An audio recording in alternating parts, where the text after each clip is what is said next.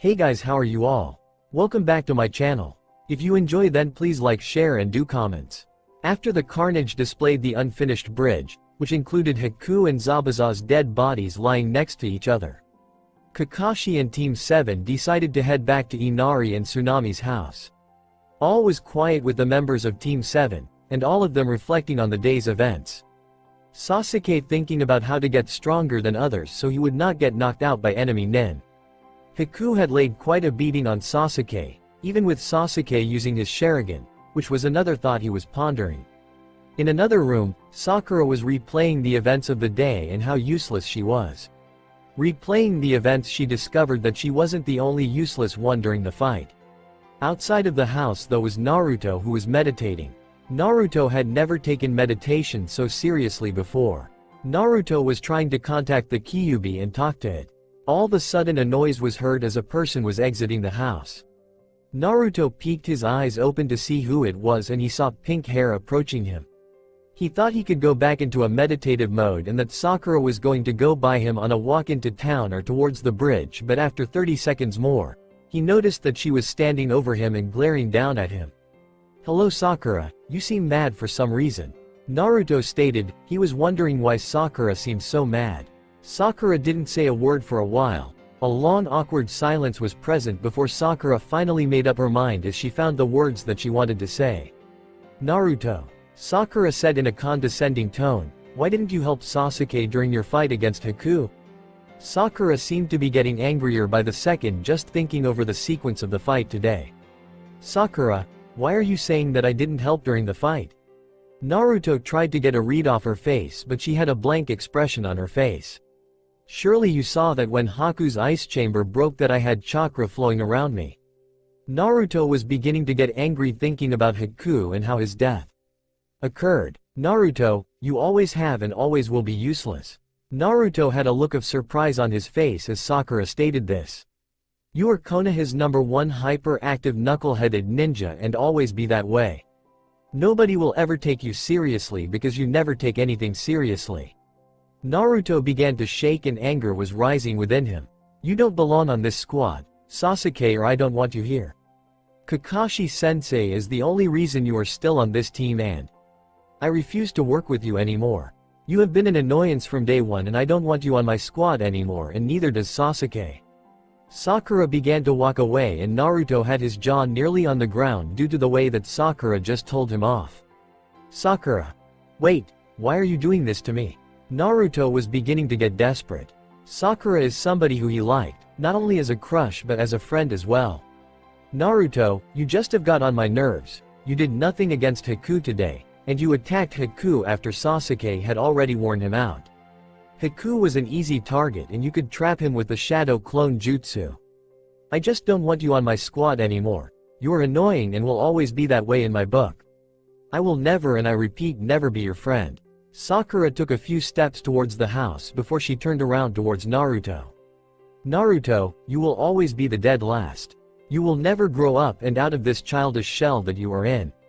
Your ninja skills will always be on a genin level, and you will see as people like Sasuke, Kiba, Shino, myself and the other 4 grow out of our genin level and become Chunin and then Jonin. You will have to watch us rise to the top while you stay at the bottom with your pranks and childish games." Sakura stormed off and closed the door to go back into the house. Naruto just sat, his thoughts became dormant all of a sudden. Nothing was going through his head as he was just in shock after what he saw and heard. He sat in the same position for another minute before he began to regain his thoughts and senses. Naruto felt betrayed. This wasn't the first time in Naruto's life that he felt betrayed. He had been betrayed before by the village, for he was the vessel for the 9-tailed fox, aka the Kyuubi. The Kyuubi had attacked Konoha 12 years ago, and it took the life of the 4th Hokage to seal it away in a newborn baby. That newborn baby just happened to be Naruto. "Hey kid, are you going to sit there all day, or are you finally going to talk to me?" Naruto's eyes shot wide open in surprise as he recognized the voice. He had just heard the voice for the first time today, but it was a voice that he would remember for the rest of his life and never forget it. Naruto slipped back into his meditative state and came face to face with the Kyuubi. "So Kyuubi, you finally decided to come out of your cage and talk." Naruto saw the Kyuubi, but it was the face only. A shadow could be seen behind him, and Naruto quickly assumed that it was the body of the Kyuubi. The Kyuubi had large red eyes with a shade of brighter red around the eyes. Naruto's eyes wandered down the face of the Kyuubi to the teeth. The teeth were very large and had a canine shape to them. Two large fangs were very prominent though. Both teeth were at the location where one's jaw would start curving to the side at a larger angle. Yes, Naruto, I have decided to come out and talk to you for a while. I know of your newfound aspirations to begin training seriously, and I have now decided to come out and help you. Naruto observed the Kyuubi, but Kyuubi could tell Naruto had something was on his mind. So Gaki, what is on your mind? Naruto looked up in surprise that the Kyuubi would notice such a minute detail with Naruto. Kyuubi, why did you choose to come out at that moment? I had been trying to call upon you for the last 20 minutes, yet you did not appear, and I wasn't able to come within to be able to talk to you. Kyuubi smirked. Well, if the thing could smirk, that action with its facial expression would be labeled as a smirk. So Gaki, you do possess intelligence and observation skills. Very well, I'll tell you exactly why I came out at that very moment. Naruto looked at the Kyuubi expectantly and waited for the answer. I feed off your anger, Naruto. When you get angry is when you lose your emotions and become unstable. The seal on you becomes weaker and my chakra is able to leak out and I'm able to feed you power. Thus, you become more like me. Your fighting style and emotions become like mine. One day, if you survive that long, you should be able to absorb all my chakra and control it as your will.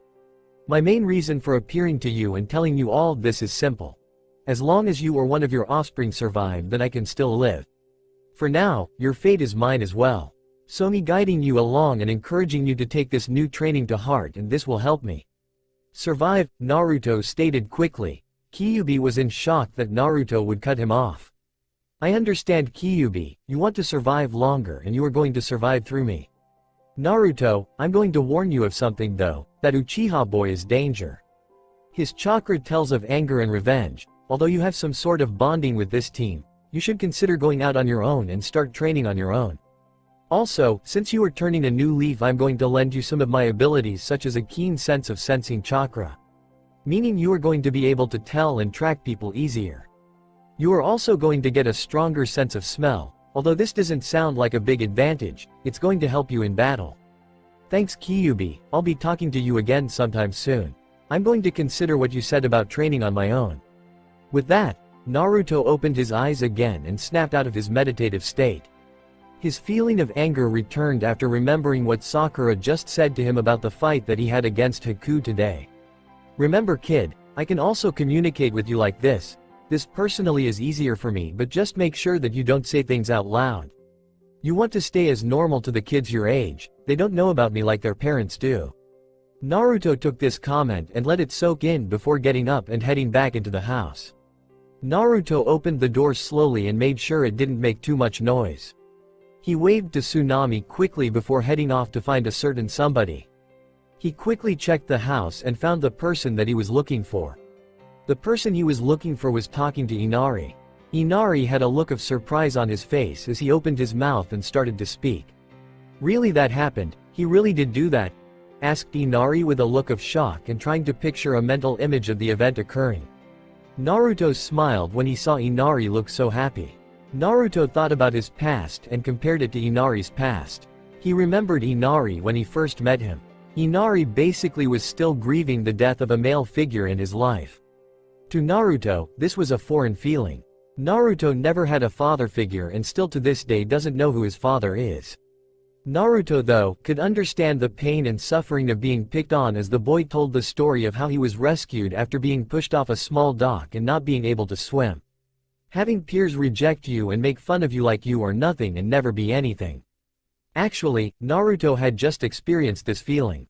Naruto became so engrossed in his thoughts that he didn't see his target turn toward Naruto and usher him to come sit down. "Ah, Kakashi-sensei and Inari. It's nice to see the both of you together and having a good time." Naruto gave both of them a genuine smile before choosing to speak again. "Inari, I heard Tsunami wanted you to do something for her. She told me that it would only take about 5 minutes. Inari began to grumble about having to go help his mother while Kakashi was telling exciting stories. Naruto could tell that Kakashi was entertaining him and had Inari completely enthralled with whatever story he was telling.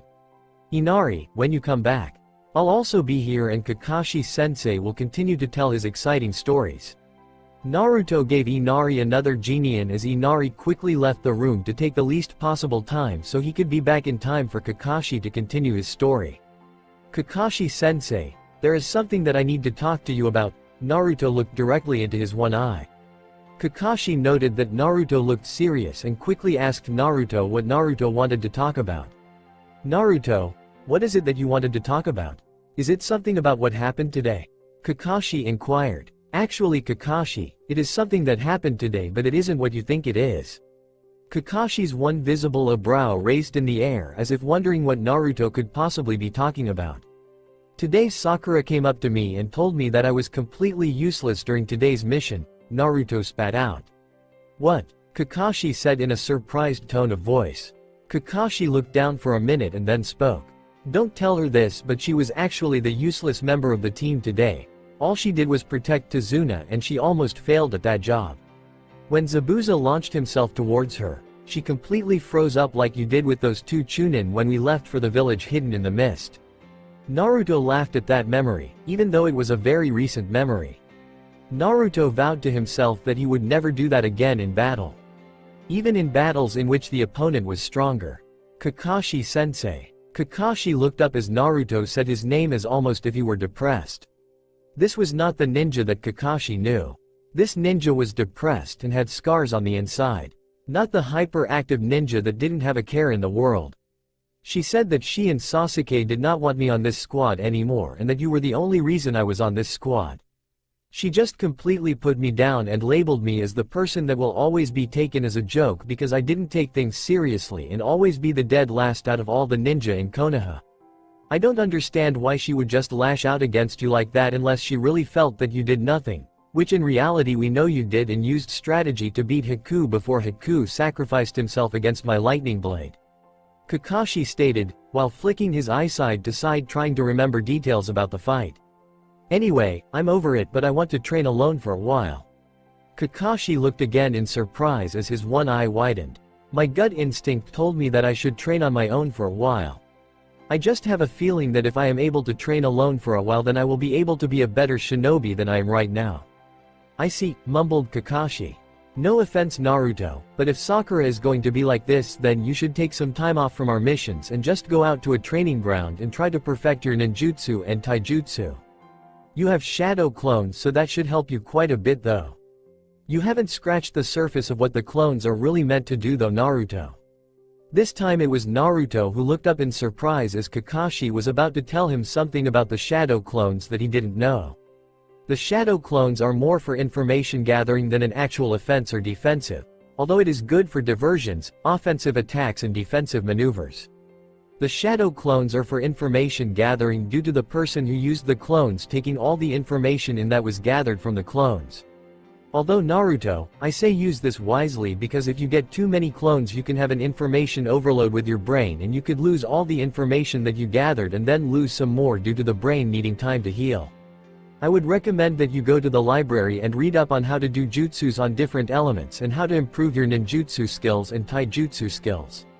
Chakra control is important but the tree climbing exercise on larger trees should help with that slowly, or maybe even climbing mountains without using your hands will help. Just be careful on that though. Kakashi was observing Naruto as he was talking about how to improve his skills and noticed that Naruto really was listening to what he was saying and taking it all in. I can really tell he has changed. I would like to have him in this team for a while longer but it's crucial that he gets this alone time away from distractions. An image of Sakura came to mind and Kakashi frowned. I will talk to the Hokage about you taking some time off in the situation. I'm sure he will understand and will let you go train instead of being on a bunch of D-ranked missions with us. To tell you the truth, D-ranked and C-ranked missions can be accomplished by me alone. This will improve Sasuke's and Sakura's teamwork with each other. Kakashi sighed and then said, either that or it will be an amusing sight for me to see Sakura attempt to flirt with Sasuke and get turned down. She really doesn't realize that he is not interested in her. Naruto bowed to his sensei and then said, thank you Kakashi sensei, you have helped me with my problem.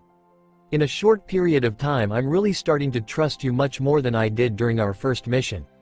Now if you could excuse me, I have used a lot of chakra and need to go to sleep early." Naruto turned to go back into his bed when Kakashi appeared beside him. "Naruto, if you ever need help or need somebody to talk to, then just come and find me. I'm your sensei, so I will try to answer all your questions to the best of my abilities." Naruto turned and looked at Kakashi but then smiled. "Thanks Kakashi-sensei. You can be assured that I am going to be the best, believe it." Kakashi chuckled as Naruto used his most commonly used expression. It showed that Naruto still had his old fun-loving side, but it was apparent it was going to be hidden during this time of transformation into a more serious ninja. "Now go off to bed, Naruto, before you fall asleep walking towards your room." Naruto laughed at this comment and then headed down the hallway towards his bedroom. Just as Naruto left, Inari came back in and began to talk to Kakashi again. He was asking about his eye and what was hidden behind that mask. Kakashi sighed and thought to himself, "Guess that means I won't get to finish those last 4 chapters of Icha Icha tonight. I was really wondering how the main character was going to get the information out of the woman spy from the opposing village."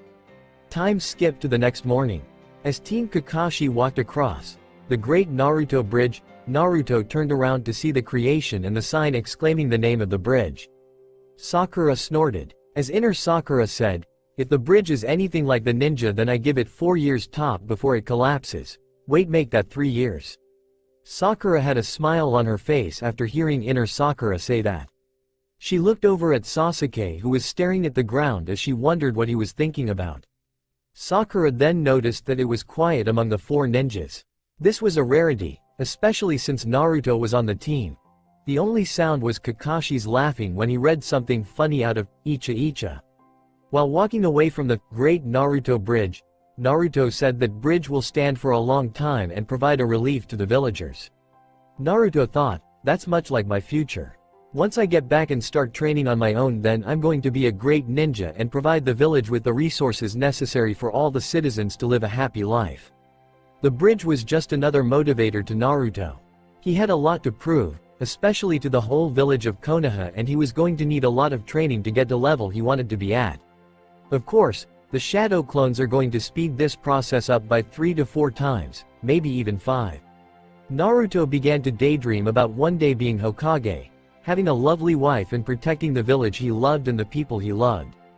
Naruto was willing to do anything to make this dream a reality. He knew though, it all started with going back to Konoha and becoming the top genin, which was going to be a hard task by itself. The trip from the Land of Waves back to Konoha was one that was maintained by awkward silence between all 3 of the team members. Both Naruto and Sasuke seemed to be very deep in thought the whole way back to Konoha. If Kakashi didn't know any better, he would have thought that they were both completely on autopilot. Kakashi knew though, that both Sasuke and Naruto were both concentrating on the abilities that they had learned while fighting Hiku. But both were still in a mode that if the team gets attacked that they would quickly react. Sakura on the other hand was trying to get Sasuke to snap out of his autopilot mode. Little did Sakura know, Sasuke was aware that she was trying to get his attention, but he didn't have time to worry about a pest like her. Sasuke was trying to figure out how to improve his Sharingan. He knew it was a powerful weapon that ran in the Uchiha clan, and he had even seen one in action, with Kakashi. Kakashi noted that Sasuke was pondering something and didn't need Sakura bothering him. Finally Kakashi decided to do something about it. "Sakura, why don't you get back up here at the front in case of an attack?" Sakura quickly complied with his request and made her way back up towards the front, near Kakashi. Naruto and Sasuke brought up the rear. Kakashi knew that both of them could defend an attack from back there if need arise. After another day of walking, Team 7 arrived back at Konoha. Both Sasuke and Naruto were still in autopilot mode. The trip had been boring for Kakashi. Once Sakura realized that Sasuke was going to be talking anytime soon, she tried to talk to Kakashi for a while. Kakashi really wanted to finish up those last chapters of Icha Icha, but only got through one chapter between looking for attacks and paying attention to Sakura. At least he was trying to be nice. In all honesty, Kakashi thought that Sakura was one of the most hopeless people on the planet. She was both boring and annoying, and to boot, had an obsession with Sasuke. Kakashi could already see that Sasuke was never going to return the feelings that Sakura had for him. In a way for Kakashi it was irony because it was the same way that Sakura would never return the feelings that Naruto used to harbor for her. So in a sense for Kakashi, he saw it as poetic justice. Kakashi greeted the guards at the gates of Konoha as they let him in.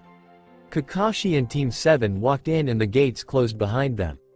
Kakashi turned around and looked at them. "You guys can go back to your houses now. If I need any of you for any reason then I will come by and get you. As you know, I have to go report to the Hokage on this mission, so stay where I can get you if I need to get you." For that last part Kakashi looked directly at Naruto, fully knowing that the Hokage would have to speak to Naruto regarding Kakashi advising Naruto to take time off from Team 7 to train on his own. Kakashi quickly disappeared leaving the three genins at the gate. Naruto was the first to act as he turned away and began to head back towards his apartment. Sasuke was the next to start to move but was quickly stopped by Sakura. "Hey Sasuke." Sasuke turned his head to look at Sakura who was beginning to try to get closer to him, obviously walking fast than he was. "Do you want to go do something later today?"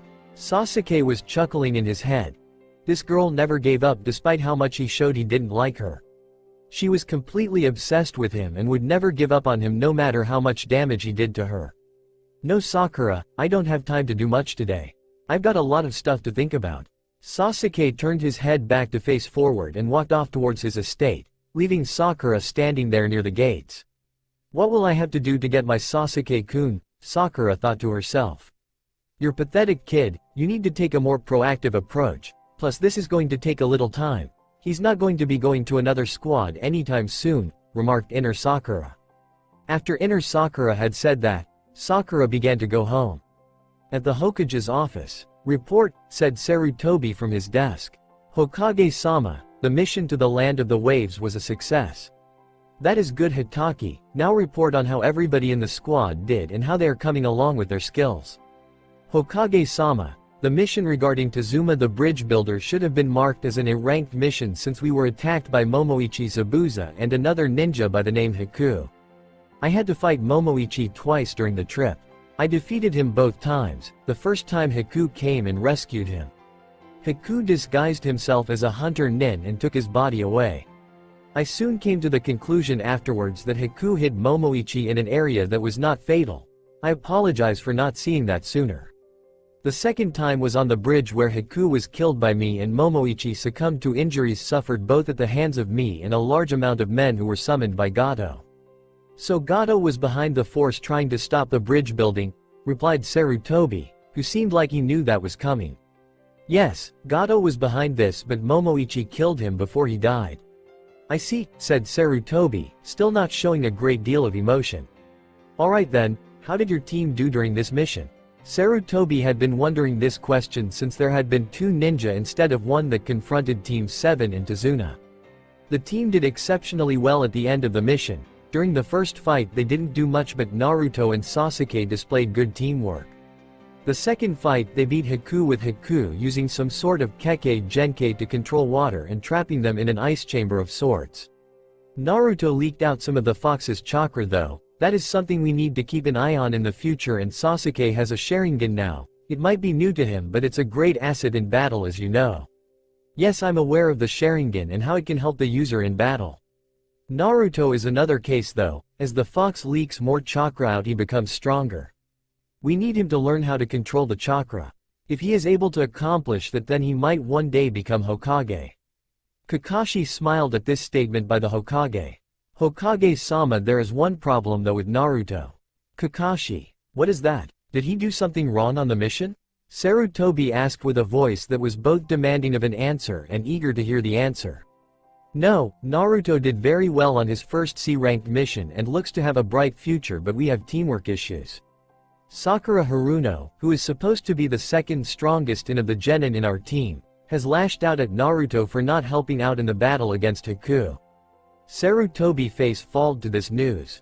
She saw Sasuke who endured some injuries in the fight and then saw Naruto who had no injuries due to the fox's healing powers and assumed Naruto did nothing but wait until the end to use shadow clones and trap Haku.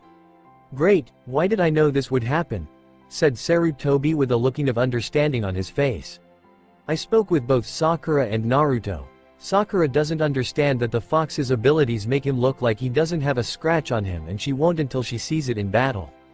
So I advised Naruto to take some time off from the squad and go train on his own. Naruto has turned over a new leaf though. He seems like he is really going to handle the life of the ninja with a serious attitude. Hearing this news made Sarutobi smile. So how are you going to get him to train on his own while you handle the other two? Questioned Sarutobi, eager to hear Kakashi's answer again.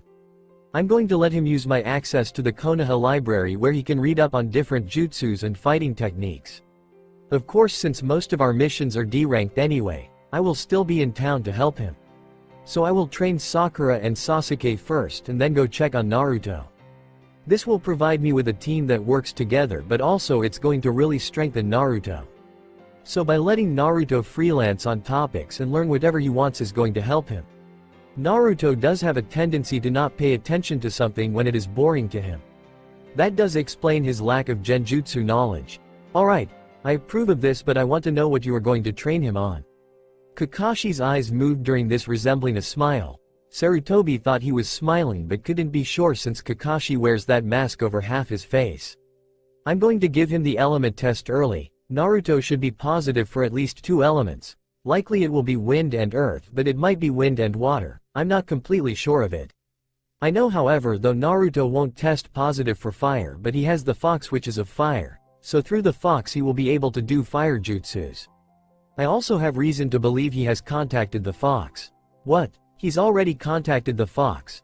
That would explain why he has turned over a new leaf. Sarutobi was surprised and paused before he said that last part, making sure he was really sure of that. Alright, you're dismissed, but I'm going to want to see Naruto. I will go get him right now, Hokage-sama. And with that, Kakashi disappeared in a puff of smoke. This is going to be an interesting conversation to say the least. I'm starting to get too old for this job, thought Sarutobi as he leaned back in his chair while looking at all the paperwork on his desk. It seems I can never escape this either. Sarutobi sighed as he looked at the pile and then decided to do some before Kakashi got back with Naruto. Naruto's apartment. Kakashi appeared in front of Naruto's apartment door. Kakashi stayed in his position for few moments and then decided to knock on the door. Kakashi then knocked on the door and waited for a few more moments again. Naruto opened the door and saw his sensei. Naruto wore a smile on his face, in which you could tell Naruto was excited to see Kakashi-sensei. So Kakashi-sensei, I can tell that the old man wants to see me. Yes, Naruto, your assumptions are correct. I am now supposed to escort you to the Hokage Tower and be there when this meeting between you two happens. Naruto had a questioning look on his face. Why do you have to be there, Kakashi-sensei? Kakashi chuckled while thinking to himself. Either that Naruto has already forgotten about their conversation a few days ago or how ignorant he was. Naruto, this is likely about you staying back to train on your own. Remember though that this has as much to do with you as me. I'm still the leader of Team 7 and the Jonin in charge of you. Naruto just nodded as both student and teacher began walking towards the Hokage Tower. Kakashi sometimes preferred to move towards the tower slowly, but this time he had no choice. Naruto couldn't transport himself from point A to point B quickly like he could, so Kakashi just took the time to absorb the scenery and sights of Konoha. Hey Kakashi-sensei. Kakashi looked down at Naruto as Naruto tried to get his attention. What is it, Naruto? Kakashi replied in curiosity. Do you think that the old man will accept my request to train on my own? Naruto asked, putting both hands behind the back of his neck, assuming, as many call it, the Naruto posture. I don't know, Naruto. It could go either way. Kakashi said with uncertainty, especially on the first part. Kakashi and Naruto continued walking towards the Hokage Tower, both knowing that their fate could soon change. Naruto knew that if he was to remain with Sasuke and Sakura, especially Sakura, he would have to learn to control his anger levels. Plus Kakashi hadn't taught the team many other things since the tree walking exercise. If I stay with Sakura and Sasuke, I really have to learn how to control my anger and the fox's chakra. I may get so angry that all of a sudden takes over, and then the existence of both Sasuke Uchiha and Sakura Haruno may be wiped off the face of the earth. Just imagine how the village would react to that news. Uzumaki kills last Uchiha, an innocent girl. It wouldn't be a pretty sight, Naruto. I know that I can easily dominate both of those teammates of yours, but I think you are underestimating the Uchiha boy and especially the Sharingan. Naruto was a little stunned that the fox would talk to him while he was lost in his thoughts. Naruto, Naruto, Kakashi said, trying to snap Naruto out of his inner thoughts. Huh? Replied Naruto, clearly unaware to his surroundings as he was lost in his thoughts and listening to what the fox had to say. Naruto, we are here. Seems that you were on autopilot again. Kakashi stressed the word again. I don't like this Naruto as much as the old one. Sure, Naruto was a little loud for my taste, but this one is completely withdrawn, it seems. Naruto definitely has something bothering him, but it isn't about Sakura and Sasuke, it is something other than that. The trip up to the Hokage Tower once in the building was much similar to the last part of the trip where Naruto seemed to be on autopilot and Kakashi was getting bored with the trek. Kakashi had nobody to talk to and he had finished the Icha Icha book on the way back to Konoha. The new book was coming out in a few days and Kakashi was anticipating the release. Kakashi began thinking about the new book himself. The new Icha Icha book is going to be released in the next few days. I'm going to have to take an off day just to get started on the book. Sasuke and Sakura will be able to handle themselves for a few days. What about Naruto though? I can always check on him without having to put the book down, so he will be fine as well. Kakashi abruptly ceased his thoughts to make sure they were going the right way. Once he knew they were going the right way, he went right back into his thoughts. I'm pretty sure that the Hokage is going to let him train on his own so that Naruto can be a good ninja for the village. I'm sure that the Hokage is training Naruto to be the 5th Hokage. I know that Konohamaru is also being raised to one day be Hokage. The Hokage himself says that Konohamaru is likely going to have a large amount of chakra. Nowhere near close to Naruto's, but a lot of that chakra comes from the Kyuubi anyway. As Kakashi stopped his train of thinking, they arrived at the door of the Hokage's office. The Hokage sensed their presence from within the office. Come in, said Sarutobi. Kakashi walked back into the office, this time with Naruto at his side. Naruto had evidently snapped out of his train of thought as well because Naruto was alert and focused on the Hokage. Hi old man, Naruto said gleefully. Sarutobi sighed and put his hand on his face. Well, I guess some things don't change after all. I can definitely tell that there is something different about him, but he still acts like the old Naruto. Maybe it's only to the people he truly cares about and the others who have neglected him see the cold shell that has enveloped him, like Kakashi was talking about earlier. Must be hormones, after all he is still a teenager. So Naruto, Kakashi told me that you have changed somewhat and you're going to start taking the life of a shinobi seriously now. Naruto just nodded his head to Sarutobi's statement. Deep down, Naruto knew that this was going to be the beginning of a transformation.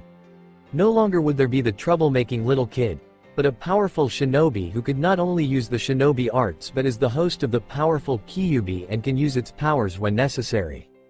Kakashi also recommended that you get some time alone to go train on your own. I agree with this plan of action.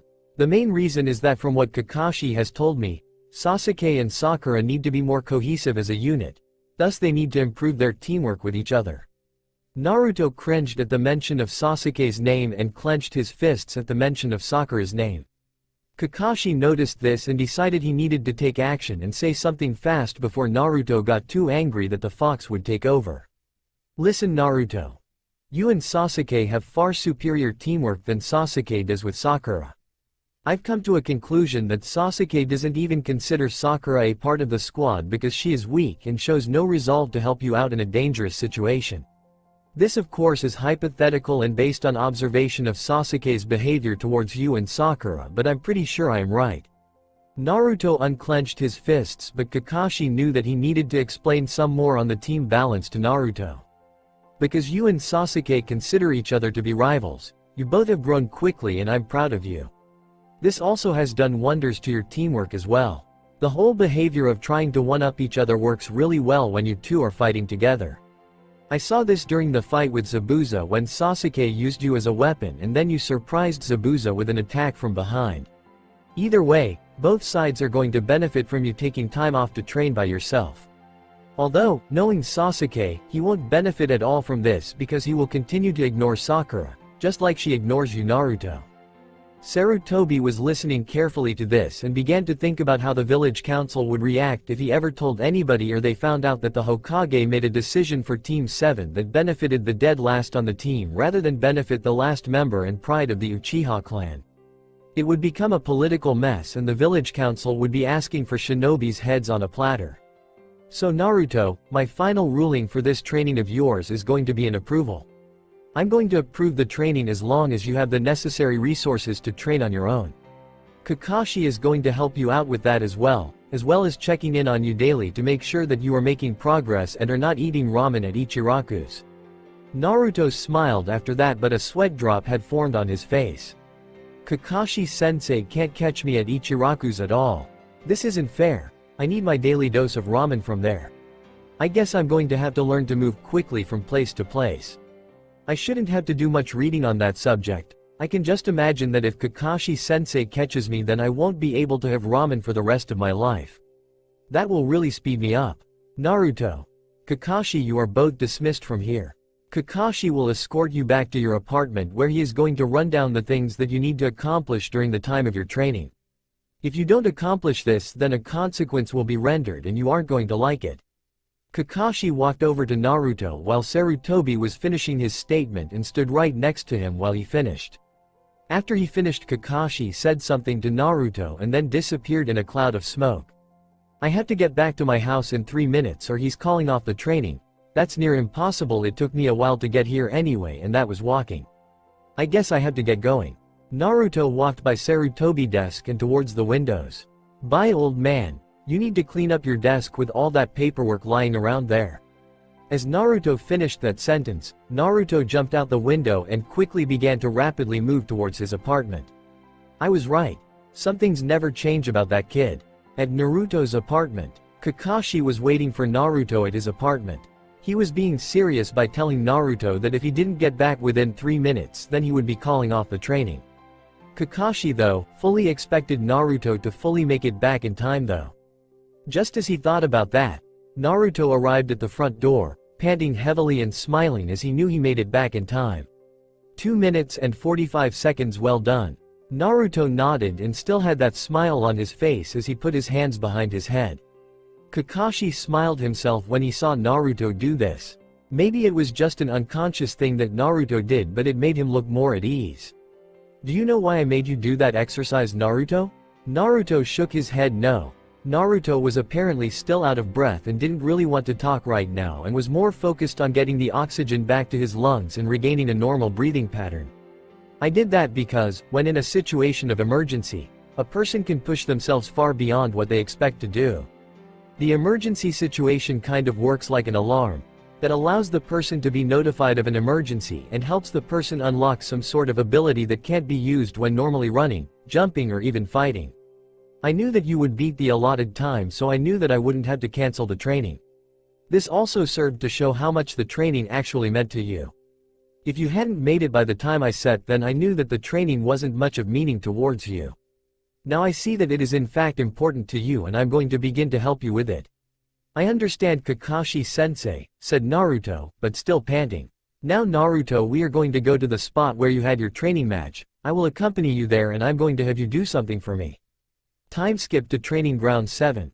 Naruto and Kakashi arrived at training ground number 7. Kakashi walked towards the monument where the names of all the fallen Konoha ninja were written. Kakashi went over and glanced at the monument before turning around to face Naruto quickly. Now Naruto, the reason I brought you here was so I can test your elemental affinities. Naruto only nodded his head as Kakashi continued his explanation. Kakashi brought out the elemental paper which he placed in his hand. Naruto, what you are going to do is center the chakra into your hands. The paper will react to what type of element you are affinitive to. This will allow you to do the ninjutsu of the element easier. Now watch as I do this. Kakashi took the paper into his hand and began to control chakra into the paper. The paper began to react to the chakra before it floated in the air for a few seconds and crumpled up. The paper crumpling up means that my elemental affinity is of Raiden. I'm able to do lightning attacks easier than other attacks. I'm able to control the attacks and they are stronger because of the affinity. However though, it takes a long time to master an element. It takes most shinobi years to master an element. So now I want you to take the paper that I have in my hand and centralize some chakra into it. It's going to float into the air and then a reaction will take place. Sometimes more than one reaction will take place, meaning that more than one elemental affinity is present, but only a handful of ninja have more than one affinity. Naruto took the paper into his hand and began to centralize chakra into his hand. Ever since the tree walking exercise, Naruto has begun to control chakra better and is able to centralize the chakra to most parts of his body. The paper began to float into the air in front of Naruto. The paper fell a little bit before it split in two and then became damp. Naruto was in awe of how the paper had two different reactions, while Kakashi began thinking to himself, I should have known that he would test positive for both Suiten, water, and futon, wind. Minato-sensei has passed on his affinities to Naruto. This is going to make Naruto very strong.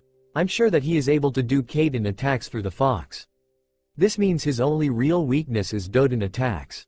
No wonder the Hokage is making sure Naruto gets good training. I bet he knew Naruto would test out for two affinities. Kakashi quickly finished his thought and began walking over towards Naruto, who was examining the paper lying on the ground. The two pieces of paper were damp and split in half perfectly. Naruto was touching it and looking at it in amazement. Naruto, you have tested positive for both Suiten and futon affinities. This means that you are able to do the attacks with ease. You will be able to control the attacks easier than I can, just like I can control Raiden attacks easier than you. Now what you need to know is the elemental jutsu chart. Naruto nodded and then began speaking. Well, Kakashi-sensei, where am I going to be able to see the chart? I'm a Jonin level shinobi who has a genin team, meaning I have access to the scrolls at the Konoha library. These scrolls contain jutsus and charts to help control attacks. I will get you the chart to study and memorize, so you can know your strengths and weaknesses. Kakashi was about to say something else but thought better about it. I have been restricted to not tell him about the Kyuubi. I wish I could tell him about it and how if he lets the Kyuubi control him that he will be able to control Kaiden attacks easier. I can't tell him that though, it's an S-class secret and I will suffer a lot of consequences for being the one who tells it to him. I'm sure he has made contact with the Kyuubi, likely with the Haku battle, especially with the burst of chakra that burned the ice dome Kekkei Genkei that Haku had. I don't think he is that far with talking to the Kaibui to know that he will be able to control Kaiden attacks easier as well. Naruto, I have to go now and I'm going to the library now to get your supplies for your training. I won't be around during the day because I have to be with Sasuke and Sakura, but as soon as they are done I will come here and check on you. Naruto, I want you to train at this training ground every day until I approve you to train elsewhere. Naruto stared at Kakashi as he gave out the orders to not train anywhere else. Naruto was hoping he would be able to visit the different training grounds while he was training. Naruto had heard that each training ground was suited to train different aspects of a shinobi. Why do I feel more comfortable with him near the monument of the fallen Konoha leaf? Maybe he will read about it one day and come to appreciate the fallen shinobi as I do? It might also bring a sense of wariness when dealing with the Kyuubi when he sees all the names etched in after the attack on Konoha by the Kaibui. Kakashi quickly disappeared and Naruto was left staring at the training ground. He noted the wide open spaces and then the tight and narrow spaces where shinobi could barely fit through. He also observed the hiding positions and remembered the belt test that Kakashi gave Team 7. Naruto snorted loudly when he remembered how reckless he was during that exam. What was I thinking? Go ahead and scratch that, I wasn't thinking at all. Standing out there and letting Kakashi fight me and trying to be an equal to him, not a good idea. Not to mention that but I was hit with the 1000 years of death jutsu and I have learned something from that. I never want to be hit with that again. That was painful and didn't feel very good. Oh well, enough thinking about that, it's time to go back to my apartment and catch a good 7 to 10 hour nap before the real training starts. Maybe I can stop by Ichiraku's on my way back to the apartment. Old man said nothing about being there today. Naruto began to slowly walk back into the town of Konoha. He noticed that all the people were pretty much staying away from him. Apparently they noticed his more cold and brooding attitude towards those who he does not like. To those he likes, he's the same old Naruto, but just a little more driven. Naruto was walking along the way to Ichiraku's when he noticed a box that was supposed to be camouflaged as rocks. The proportions were way off and it was easy to tell that somebody was hiding in it. Naruto played along with this and began to go on his way. The box of rocks, however, was following him and making a noise behind him. Naruto paused, turned around and looked at the box of rocks. That is about the worst disguise I have ever seen. The box of rocks sat there for a minute. You're good, boss, you're sharp as ever. All of a sudden the box of rocks had a gunpowder explosion and out popped out a little boy with a long green scarf around his neck. He had black hair and resembled the third Hokage in a way. Konohamaru, how many times have I told you, nobody will ever fall for the box of rocks trick. Konohamaru looked down and kicked a real rock, more like a pebble. The rock skidded along the dirt street for 10 feet and then began to do end-over-end flips until it finally came to a halt and went back to being stagnant. Boss, I know it's lame, but it's always funny to see your reaction. Naruto smirked but didn't say anything. So boss, where are you going? Naruto looked down, a bit surprised that Konohamaru was so interested in him. He wondered why sometimes. I'm off to Ichiraku's, then I'm going home to sleep before I start back up training tomorrow. The two walked towards Ichiraku's and finally arrived there after some small talk. Both ordered the same dish of ramen. Konohamaru asked why Ayame was so excited to see Naruto, trying to pry around with Naruto a bit to see if he already had a girlfriend, but Naruto immediately stated that he was the #1 customer of Ichiraku's and Ayame was just happy to see him. After 5 minutes, both Naruto and Konohamaru got their ramen and began eating. It was truly a sight to see, both pigging out to ramen and asking for more again and again. After a while, both left with going separate ways. Although he's a brat and reminds me of myself, I still like Konohamaru. Those stupid sneak attacks are funny too. He thinks that every time he is going to get me, but he never will be able to until he masters his technique. All of a sudden, Naruto was pulled from his inner thoughts from somebody calling his name. Hey Naruto, anybody in there? I wouldn't be surprised if there wasn't. There is a reason you were dead last at the academy. All of a sudden a girl's laughing was heard. Naruto looked up and it was Ino Yamanaka. When Ino was around, that meant somebody had said something about him and she was going to try to get the truth behind a rumor. So Naruto, how is the mission?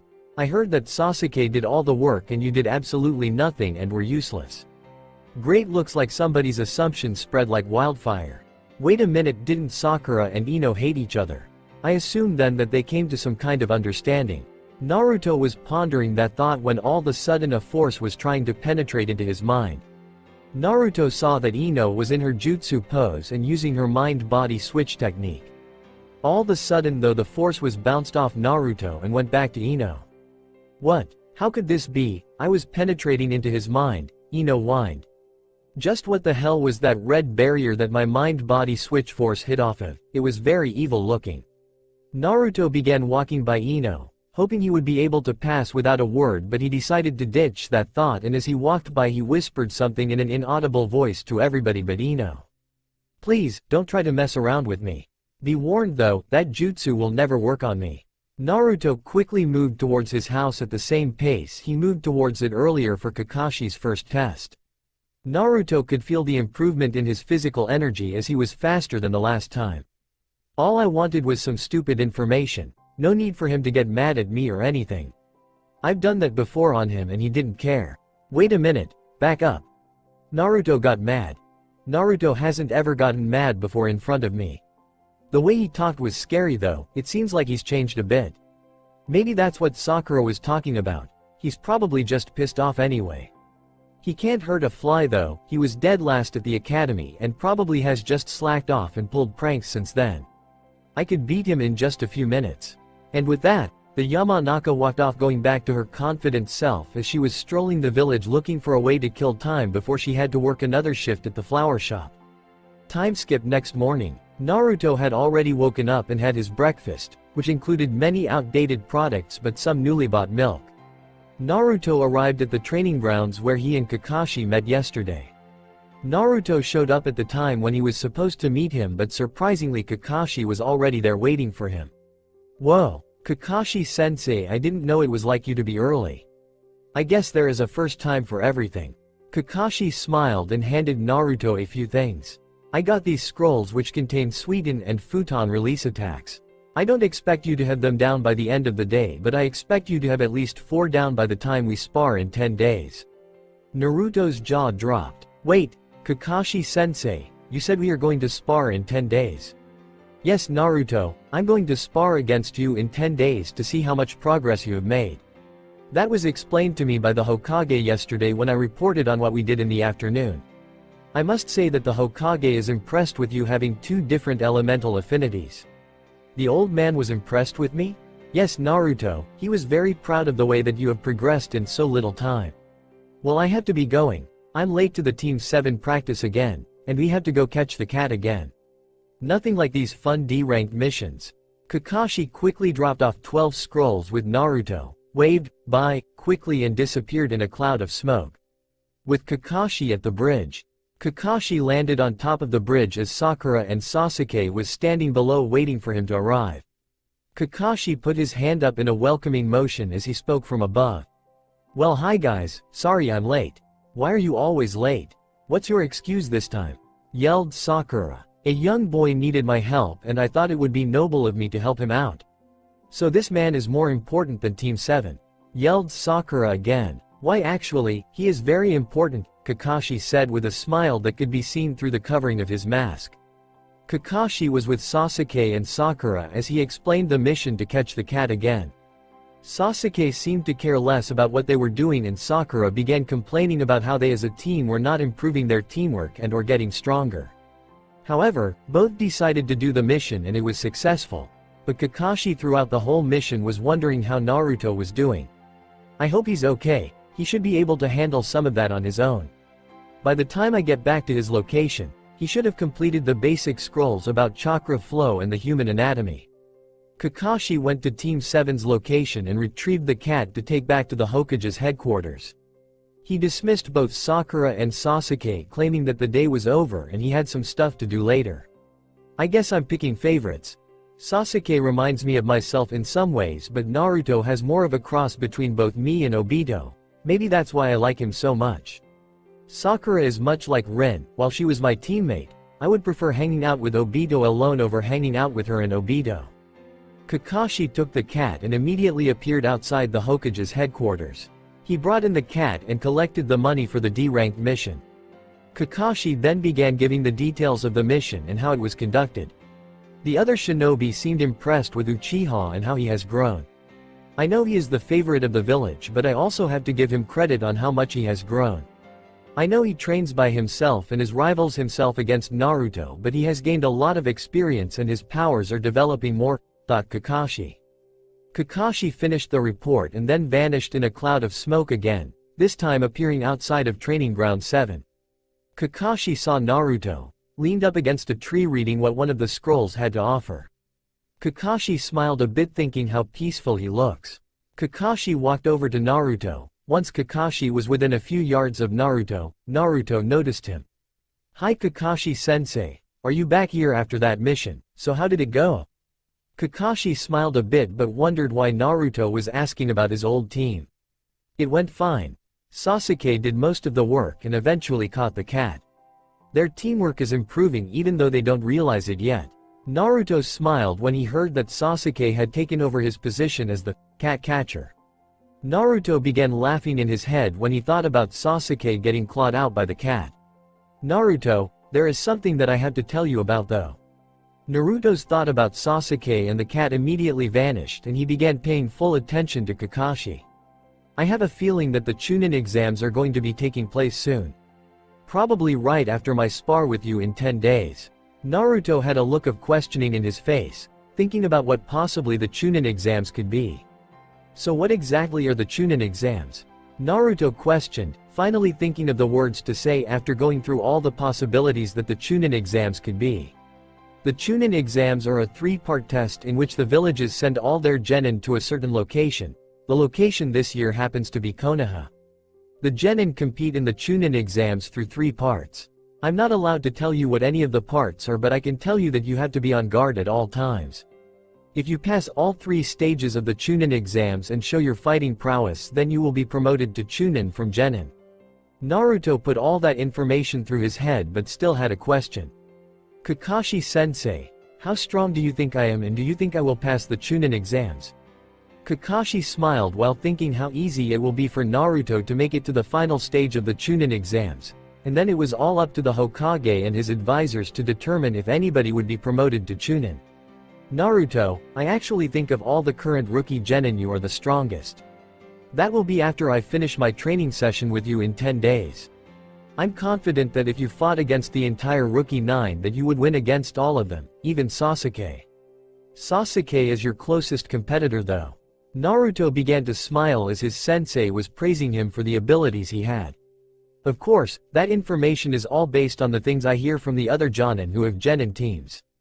They could be lying, but I seriously doubt that they are. One more thing about the Chunin exams is that you have to watch out for the other village's ninja. There could be an even stronger genin team from another village than the ones in Konoha. Naruto had taken that thought into full consideration earlier when Kakashi mentioned that all villages would be sending their genin into Konoha for this exam. Another thing that I've wanted to ask you for a while, Naruto, is why are you going down this new path? Naruto looked up at Kakashi, kind of surprised he brought it up. Kakashi-sensei, I realized that the road to being Hokage is a longer road than I expected. It has many twists and turns and I have to be stronger to endure the whole path to get to being Hokage. But is there any other motivation besides than that? I mean, you do have a crush on Sakura. Are you training so you can impress her and beat Sasuke so she will have a fangirl crush on you? No, Kakashi-sensei, I don't have a crush on Sakura anymore. What she did during our last mission together has shown me what a corrupt person she is deep down inside. I've decided that she doesn't even deserve any type of affection from me anymore. I've abandoned all thoughts of impressing her or trying to win her over. At the same time though, I've lost a lot of hate for Sasuke. I've actually begun to like him a little bit. I can understand where he's coming from now. What he sees in people and why he doesn't like them. Kakashi was surprised by the answer Naruto gave him. I can tell that Naruto and Sasuke are like me and Obito but in a different way. Both are very strong but still foil each other in many ways. Both are serious but Naruto still has that childlike side to him while Sasuke acts years above his actual age. They are alike each other in many ways, and Naruto finally realized that. I don't know about Sasuke though, he might have already realized this already. To be frank with myself, I haven't ever seen Sasuke actually make fun of Naruto. Well, that's good to hear because during the Chunin exams you are going to have to be a part of Team 7 again. The Chunin exams are done in teams and the Hokage won't let you do the Chunin exams by yourself and doesn't want you to abandon your original team. That's fine, if I'm going to be the strongest out of the rookie 9 and Sasuke is the second strongest, I won't even have to worry about us even having teamwork issues, we can just outpower everybody on our way to the last stage. Naruto already had an idea of what the last stage is. Naruto had come to a conclusion that somewhere down the line that all the genins would have to eventually go one-on-one with each other to reveal all the true skills. That way the cages would see all of their skills to make a decision on who becomes Chunin or not. Kakashi had picked up on Naruto saying, to the last stage. I guess he has intelligence but never showed it, he already knows what the last stage is. You would be proud of him, Minato, but I hope you're proud of me as well for being his sensei. Alright Naruto, that's enough chatter for the day, we've spent quite a bit of time talking already. Why don't you go take an hour break? And then return to do another hour's worth of training before calling it a day. I've got to go somewhere now so I'll be seeing you around. With that, Kakashi vanished into a puff of smoke. Naruto stood there in amazement on how Kakashi could just disappear like that. Naruto really wanted to be able to do that one day. Naruto's mind instantly went to the break and how he would spend it. Wait a minute, there are quite a bit of training grounds around here. Let's go scout them out since I'm not hungry for anything and I would like to work on my stealth and speed skills. Maybe I can catch a genin or two training and watch their techniques before these Chunin exams start. Naruto sped of jumping from tree to tree going to see if anybody was on the other training grounds. 45 minutes later, Naruto had been making his way around the training grounds in what shinobi would consider a jog. All Naruto had been able to pick up on was a few Konoha Chunins practicing with each other. The Chunins had some skill but Naruto wasn't very impressed with them. I wonder after this training with Kakashi is over, will I be able to beat Chunin like them? Naruto was wondering this as he sped off to the last training ground to visit, Training Ground 44, the Forest of Death. Naruto arrived outside and looked at the fence which had danger signs all over it.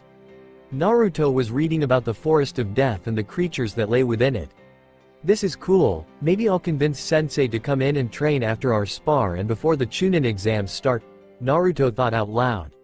What did you say about going in the forest of death, Gaki? Naruto quickly spun around and saw where the other voice had come from. It came from a woman behind him. She had a long tan trench coat on with a fishnet top and a brown miniskirt covering the fishnet that she wore on her legs and hips. She also had purple hair that was pulled into a ponytail in the back. Who are you? All of a sudden Naruto heard a voice in his head, well, not really a voice but more like a person throwing up. Damn it, kid, I hate the smell of snakes, it makes me hurl and it pisses me off. Why? One of my two least favorite people on this planet smells like snakes. I thought I was one of your two least favorite people, at least that's what you told me before I went to sleep last night, talking about my stupidity when it came to training. You're my third least favorite person, feel happy? Now snap out of dreamland here and back to reality. Naruto came back to reality all of a sudden and saw that the woman that had stood before him was now behind him. All of a sudden Naruto had realized that he is bleeding from the cheek, and that the woman was licking up his blood. Your blood tastes good for some reason. WTF, why is she doing this? Naruto broke free of her grasp quickly and stood his guard in front of her, ready for a fight. The woman starting laughing as soon as he was in his fighting stance. Naruto was getting angry. Listen, Gaki, you are no match for me. I can tell that you're a mere genin while I'm a jonin. You wouldn't last more than a minute with me. Hearing this, Naruto stood down and went back to normal. So what's your name, Gaki? The name is Naruto Uzumaki. So who are you and why did you pierce me with a kunai earlier? My name is Anko Matarshi. The blood-licking thing is a bad habit of mine. I have a question for you anyway. Why are you outside the forest of death and why aren't you with your team? Naruto looked at the ground before answering. Something was obviously troubling him about the question that Anko just asked. My team, I technically am with Team 7 but I don't really feel a part of the team. For the time being, I'm training on my own. While Naruto was saying this, he still was looking at the ground. Anko felt something within her start tugging at her to feel sympathetic for him. Who am I to judge him? The whole village has rejected me. Wait a minute, isn't this Demon Fox Boy? I know that feeling, Gaki. All of a sudden Naruto looked up into her eyes. All of a sudden he felt like there might be somebody in the village outside of Kakashi and Sarutobi that might understand him. The feeling of understanding, it was a good feeling to Naruto because not a lot of people ever were able to understand him. They always called him a demon. After his return to from the land of the waves, Kyuubi told Naruto that people rejected him because he was the holder of him. At first Naruto was mad but then understood. Naruto since then had gotten to like Kyuubi for what it was and could go to Kyuubi if he needed to talk about anything, although there was a little bloodlust that transferred over from Kyuubi to Naruto. Naruto remained the same and had apparently gained another friend. I know what you're going through, don't worry. I have a feeling that your sadness will eventually come to an end. This was the kid that Kakashi was telling me about earlier. He's got amazing potential and is also the holder of the nine-tailed fox. He's going to be a great ninja. Let's just hope for his sake that his demons don't get the best of him.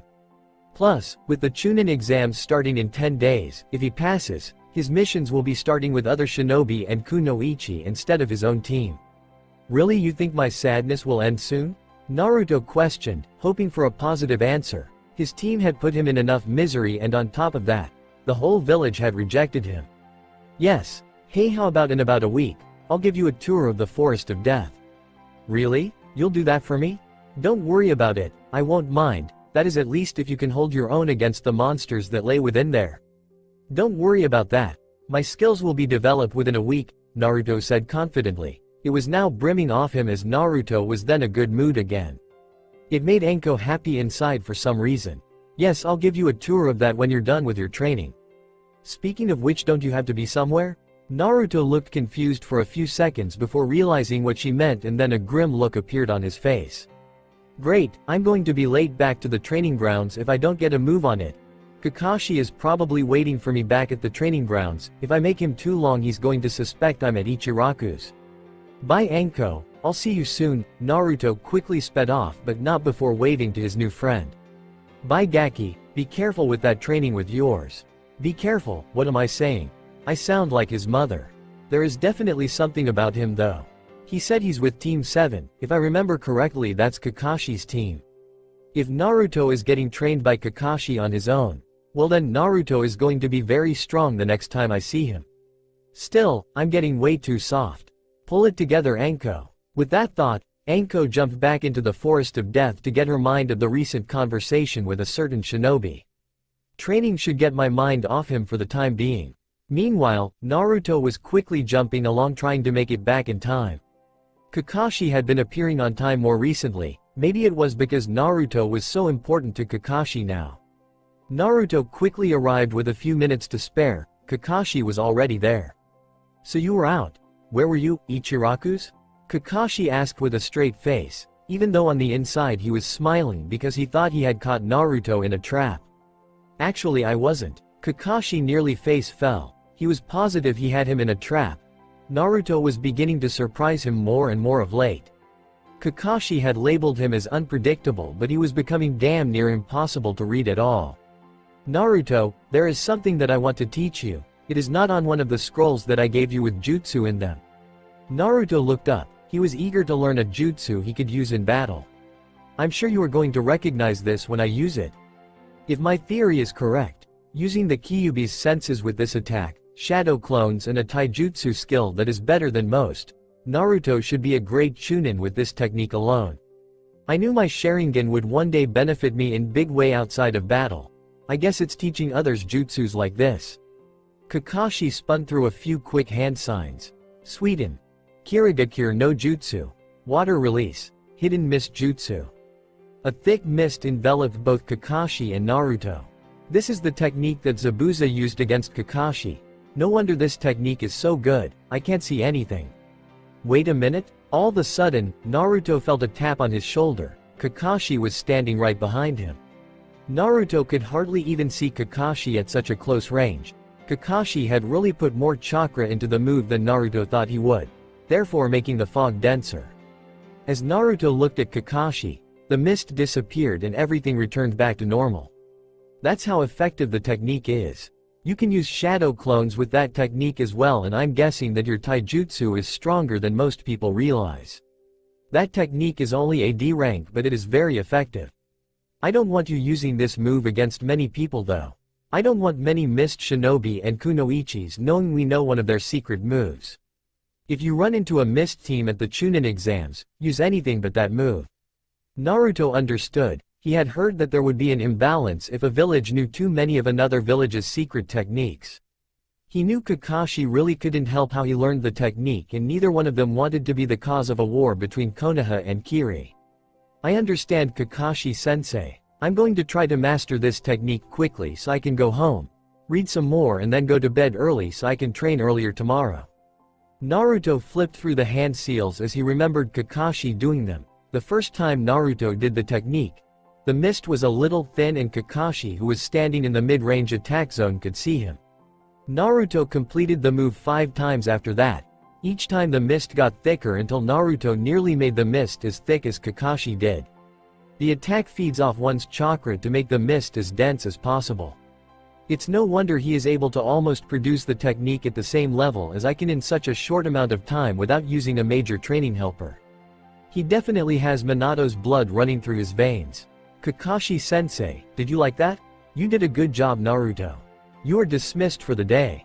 Thanks, Kakashi-sensei. I need my sleep now. Training for hours straight with no rest takes its toll on you. Bye, Naruto. Naruto used some of his remaining chakra to vault himself in the air, and then he sped off towards his apartment complex.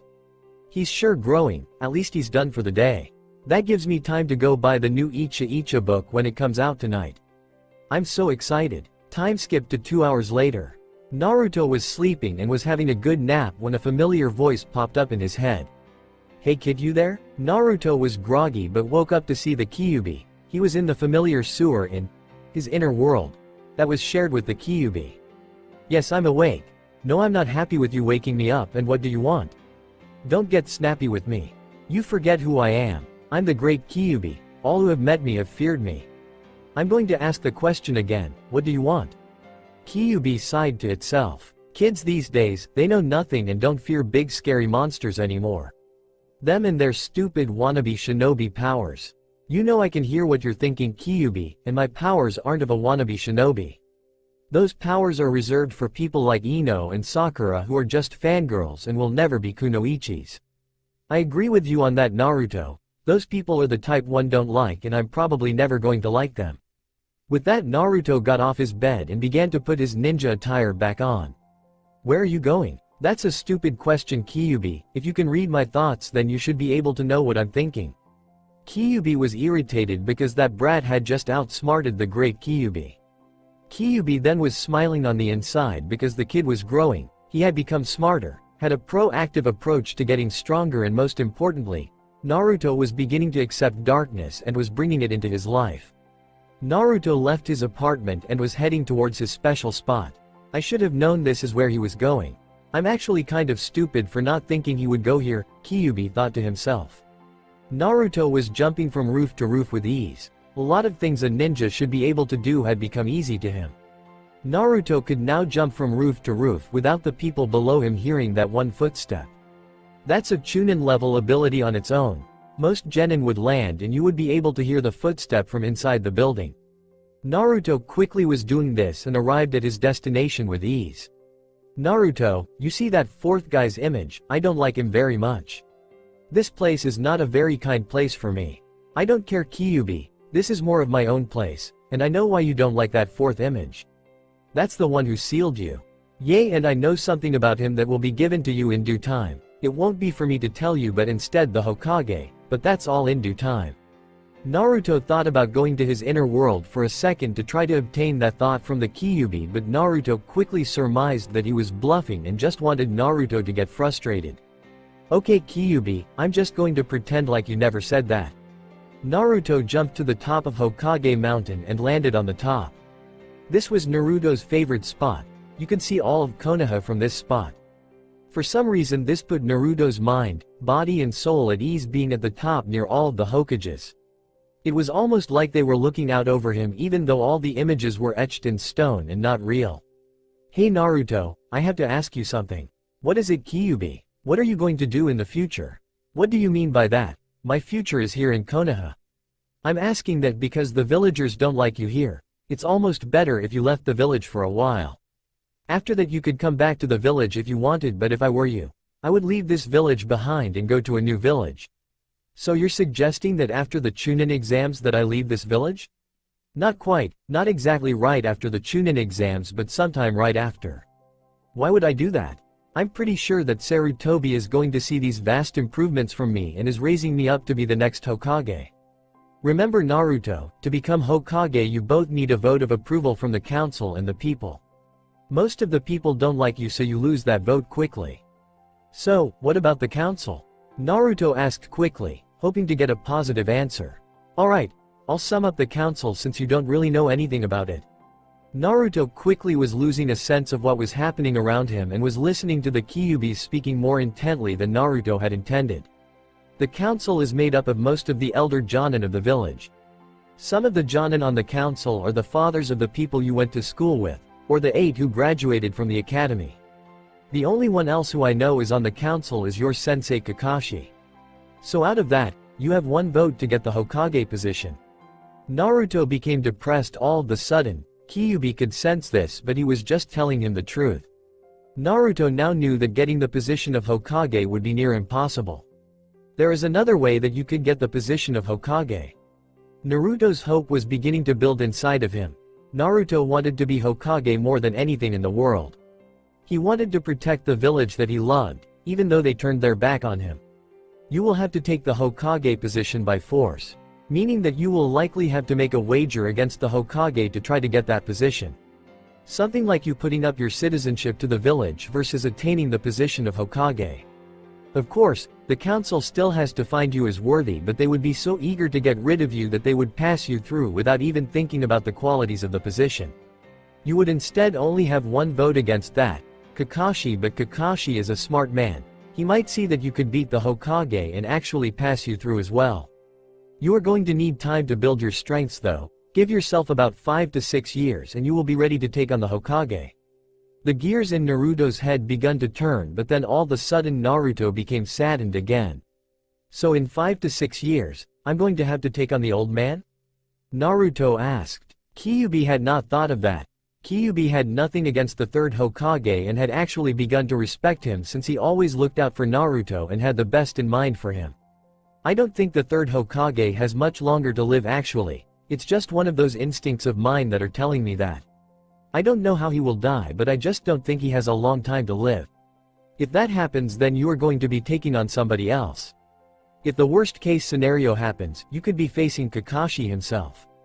Naruto paled at the thought of that. He would have to take on his sensei and assume the position that Kakashi would have. Naruto regained his senses around him and looked up at the moon that was high in the sky.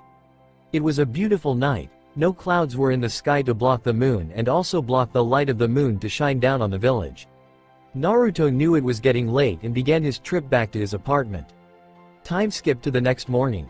Naruto rised from his bed and stretched his arms up. Naruto then got out of his bed and put on his ninja attire before making himself breakfast and heading out the door to training ground number 7. Naruto arrived to training ground number 7 and saw Kakashi at the memorial stone to honor the fallen shinobi and kunoichi. Kakashi turned around, smiled and began talking to Naruto. Hello Naruto, I'm just a clone because I've gone off on a mission with Sakura and Sasuke. I'll be back in a few days. What I want you to do is continuing practicing ninjutsu. I will be back with about 4 days left to help you with some taijutsu maneuvers. After that our training will be done and I will spar with you to see how much you have grown. Anyway, I'm disappearing now, so good luck with the training. With that, the Kakashi clone disappeared into a cloud of smoke and left Naruto there at the training ground by himself. Naruto spent the rest of the day training. Naruto had improved the hidden mist jutsu even more and had learned another jutsu with the Sweden release. Time skipped to 4 days left with the training. Kakashi was getting back from his mission with Sasuke and Sakura. Sasuke was great as usual in the mission. Sasuke was showing great improvement with his Sharingan and was able to take on one of the enemy Chunin shinobi in one-on-one combat and almost defeated him if another one of the shinobi didn't sneak up on Sasuke and knocked him out. Sakura was well. Sakura, she didn't do much of anything, but the only strength she has is chakra control, but other than that, she still is useless. The mission was a success and Kakashi was collecting his reward for the C-ranked mission. Kakashi was dismissed and immediately transported over to Training Ground 7. Training Ground 7. Kakashi arrived at the training ground and immediately began looking for Naruto. Kakashi figured that Naruto would be here since it was only the middle of the day and Naruto would likely still be training at this point. Kakashi was walking towards the memorial and then all of a sudden the area became dense with mist. The mist was heavily dense and a person could not see a foot in front of him. Well, at least I know he's here, now all I have to do is find him. He's probably going to attack me to get a gauge of his strength. I should wait here for a few seconds. Kakashi stood in place for a few seconds when he noticed something attacking behind him at a rapid pace. The figure hit Kakashi in the back and knocked him over. Kakashi all of a sudden burst into smoke and the other person laughed at the clone that was on the ground. Still good as ever, I can hit him but he can clone his way out. Naruto thought to himself. Naruto lifted the mist and Kakashi popped out of a tree that was nearby. As Kakashi jumped out of the tree, he noticed that Naruto had changed his wardrobe. Naruto still kept the black cargo pants but the orange jacket was gone and was replaced by a black jacket that had orange and red flames on the back. He looked more like a shinobi now, the orange had him stick out way too much. I guess this is a way to say that Naruto really is taking his shinobi training seriously. That mist technique is getting really good as well. I wonder if he mastered the 6 jutsus I left him. I bet he did though, he wouldn't have done anything else until he mastered those jutsus. I see you have changed Naruto, I also see that you have mastered the hidden mist technique. Did you learn the rest of the jutsus Naruto? Yes Kakashi-sensei. I learned the rest of the jutsus and mastered some of them, I have almost mastered the rest. I must say Kakashi-sensei, the jutsus that you picked really complement each other. You gave me both some mid-range and long-range jutsus, that was a really good jutsus that you picked. Kakashi smiled when his student complimented his intelligence and actually appreciated the tactic Kakashi initiated. Thank you Naruto, so I see you noticed the jutsus complement each other. I'm impressed by that. Most people wouldn't notice that. Naruto smiled and put his hands behind his head into the Naruto position. Alright, I'm sure he already has good taijutsu skills, but it's now time to see how good he becomes after this. If this goes as planned, he will be mid-high Chunin level. Our lesson on taijutsu begins tomorrow. I had too many people to fight on the last mission and I need a day of rest. Naruto was expecting Kakashi to vanish in a cloud of smoke, but he didn't. Instead, Kakashi walked up to Naruto and put his hand on Naruto's shoulder. How about we go to Ichiraku's? I can see you've been training hard and I'm exhausted from taking on 5 shinobi that aren't C-rank ninja. Naruto smiled and both Kakashi and Naruto headed off to Ichiraku's. Both enjoyed their ramen and were having a good conversation when another Jonin showed up. Ah, Kakashi, how are you doing? Behind him was a woman who was dressed in white and had red eyes with black spirals in them. She had the Konoha headband in its standard position over her forehead, with the rest of it besides the Konoha symbol covered in her long black hair. Kurenai, what brings you around these parts? I've heard of her somewhere. I think she might be another Jonin with a team from the same academy graduating class as him. He hadn't really seen her before but had heard her name mentioned once or twice. Kurenai noticed the younger of the two over on the other side of Kakashi with the black shinobi gear. She was intrigued that Naruto would be that open with the orange and red flames on his gear. Everybody who had seen flames has associated them with the 9-tailed fox that attacked the village 13 years ago. I can also tell that Naruto has gotten very strong. I can sense his chakra signature has gotten very strong. He is easily stronger than my whole team and his strength is above the rookie 9. He's only rivaled by Neji and Sasuke. Oh, I was just walking around the village before I went back to training with my team. So what are you two both doing here during the middle of the day when you should be with your team? Oops, slipped on that one. I forgot that Naruto left his team to train for 1.5 weeks. Hopefully he doesn't get mad. Naruto was angered by that question. Surely this woman knew Naruto was training on his own, or as the village had circulated, abandoned his team for his own purposes. Kurenai looked up at Naruto, who walked off and then sped off towards the east. Good work, Kurenai. If you were as good with your genjutsu as you were with your words, then you wouldn't be a very good kunoichi. Very amusing, Kakashi. So how is Naruto progressing? I'm sure you got some time to visit him after you came back from your mission today. Yes, Kurenai, I have gotten some time with him today and he has grown very powerful. You should know that he's probably the strongest of the rookie 9 right now. I already know that, Kakashi. I already know a lot about him.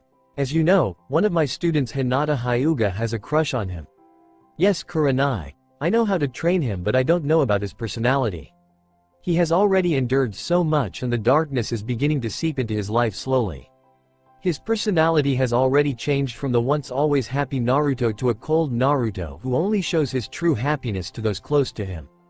Unfortunately, he won't be able to make any new friends because people will see him as untouchable and with the inability to feel.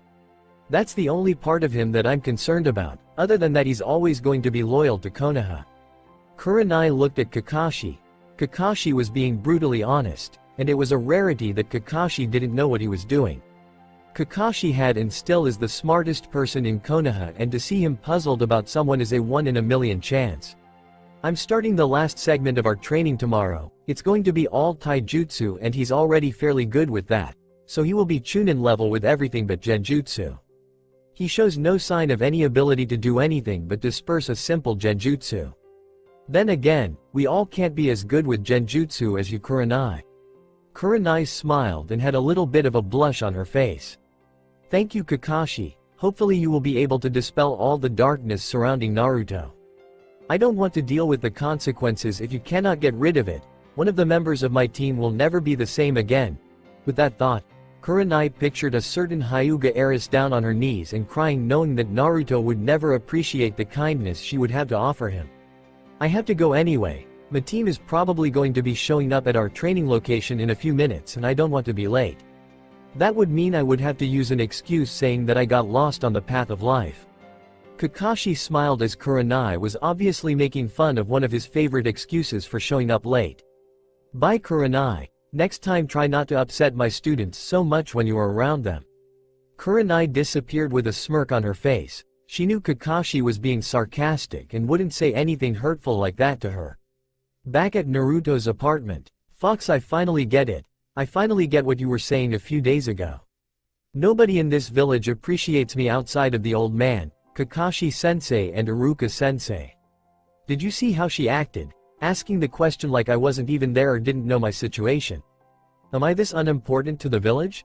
Like I don't even have any feelings? You got to admit, kid, she was kind of hot. I don't notice those things because I see everybody in the village as corrupted because that's how they view me. You have grown different. Maybe I am starting to be a bad influence on you if you don't even recognize a woman's charms. No, Fox, you are a good influence on me. Look what you have made me do. You made me realize that if I stayed the way I once was, then I was going to be forever weak, and for that I am eternally grateful. I couldn't have looked myself in the mirror if I saw an older version of myself that was not Hokage. Naruto, you really need to cool it right now. You're becoming too unstable, even for my liking. The last thing I want right now is to see you go unstable and ruin half the village. You really don't want to become a missing nin and have hunter nins all over your every move. Naruto sighed, and then finally realized he was getting a bit unstable. Naruto cooled it down and decided to get a quick nap in before he went up to Hokage Mountain for the night and then started his taijutsu training tomorrow morning. Time skipped to 3 days later. Alright Naruto, I think that will be enough for the day. Your taijutsu has improved greatly and you are tired. Thank you for the training, Kakashi-sensei. I'm looking forward to spar tomorrow. Hopefully I can show you how good I have become. With that, Kakashi vanished in smoke and Naruto quickly sped off back to his apartment. Unknown to Naruto but known to Kakashi, there was somebody in the trees near where Kakashi and Naruto were training. The trees allowed a perfect view of the training ground that the two had been fighting on. You have become very good, brother. You have become very good, brother. This thought was wandering through his head as he thought about the other times he saw Naruto in action. Naruto had vastly improved from the boy he once was. These thoughts were all going through the head of Sasuke Uchiha. His power rivals mine, while I don't think it surpasses my own, it is on my level. No way is this the same Naruto I remember as the dead last. To Sasuke, Naruto had always been the brother figure that he wanted Itachi to be. After Itachi left the village, Sasuke became lonely and was always alone. People bothered him with their stupidity and lack of awareness. He found fault in every person he met. Other classmates took this as arrogance, but Sasuke was just really picky about the people he liked. Then, Naruto became a part of Team 7 along with Sasuke. He really has come a long way from the little annoying brat. Sasuke hated Naruto at first, thinking he would always be the dead last in the class because of the way he took the shinobi lifestyle. Sasuke then began to realize Naruto's potential after the battle with Zabuza.